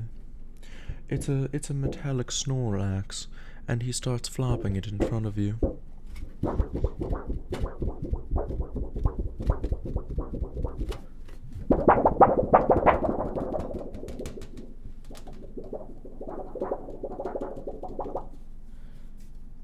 He sees the back, and he sees that it's actually a limited edition. It's number 27 out of 50. The artist only made 50 of these. How incredible. He's wobbling it every which way, attempting to figure out how it makes the best noise possible. He's wobbling it out of his mind right now.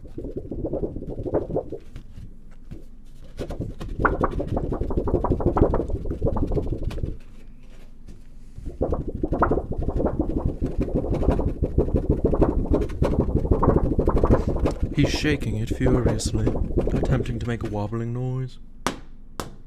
Now he's flicking it slightly, to make more metal noises. Why did he never hang this up on his wall? It actually looks quite nice. He's admiring it now instead of shaking or doing the ASMR thing, he's simply looking at it. It looks very nice indeed. In fact, he might have posted a picture of this to Discord or something, but it is incredibly reflective. So there is no way he possibly could. So he continues to wiggle it with that despairing thought.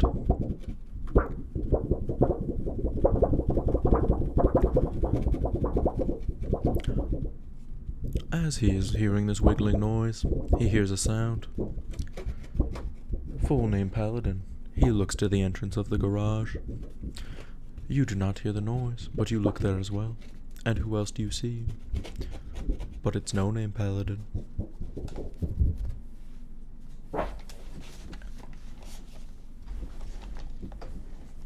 As full name Paladin looks, staring at no name Paladin, he begins to inch away, wondering what's going to occur. And what could you guess? You finally think to yourself, No Name Paladin is here to save me. But instead, No Name Paladin says,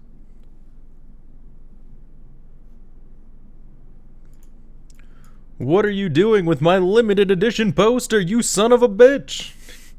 Get out of here. And then, just like that, Full Name Paladin flees for his life. Who could have guessed the reason he would finally show up was to simply save his poster? After staring at my purple and green and red self for so long, No Name Paladin looks a little greenish to me, but I'm not sure why. Is it just a trick of the light? Probably. Hello there, everybody. It's me, Normal Paladin. Indeed. What happened in here? No name, please. Please what?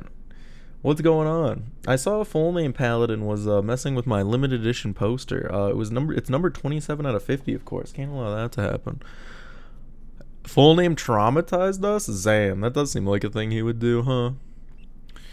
How traumatized do you guys feel? Is it doomed? And do you feel like you can recover from this? Usually people can't, honestly.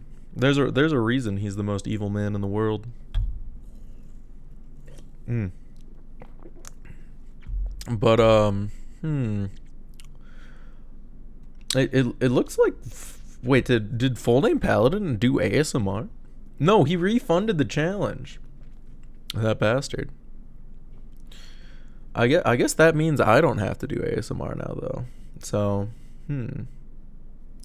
Cope? I'm coping and seething, in fact. There is an open can of Milkus here, though, so I guess I'll enjoy that. Oh, there's also a thing of whipped cream. I guess I'll enjoy that as well.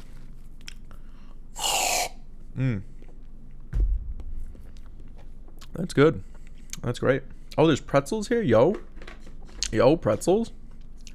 Oh, I dropped it, but it landed in my lap. I'm good.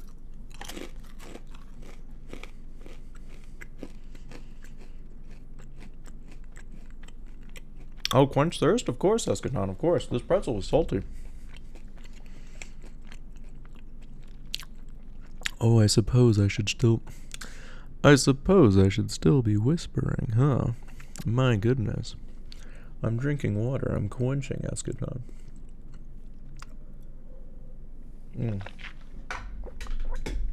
Well, if anybody has any other ASMR suggestions, I suppose this is an ASMR stream, even though I showed up late to it. So I could continue, or I could raid Valis.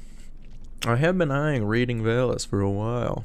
It is a celebration for him, of course. So I do want to give him a raid.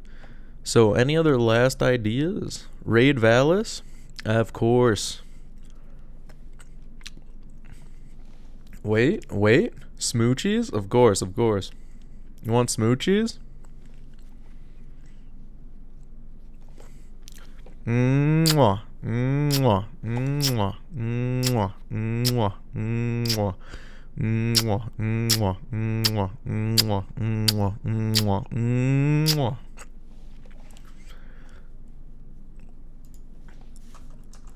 Is that wonderful? Is that what you've been waiting for this entire time?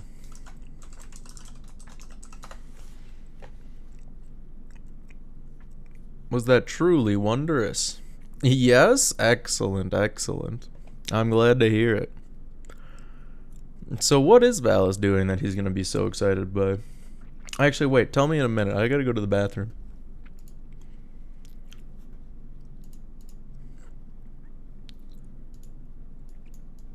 I'm back. Hello there once again. While that no-name paladin fool has gone to the bathroom, we are going to make a quick raid message. Of course. Alright. I only have a moment before he returns. Oh, the Valis boyfriend experience. Wonderful. I bet No Name will be thrilled to see that. Alright, we're doing full name raid. Or wait, it is Valis's boyfriend experience. Should we do something relating to that?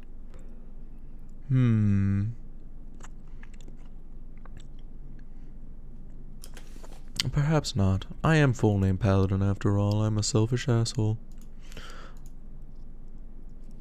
He read the Sonic fanfiction. Yo, let's go. Incredible. Alright, we'll do full name raid. Whatever emotes are there. Hey, you son of a bitch. I'm sending the raid off. Ugh. Alright, I gotta go. Bye. Bye, the raid's gonna go evil. Bye. Hope you had a good time. Bye. Hope you had a bad time. I'm evil.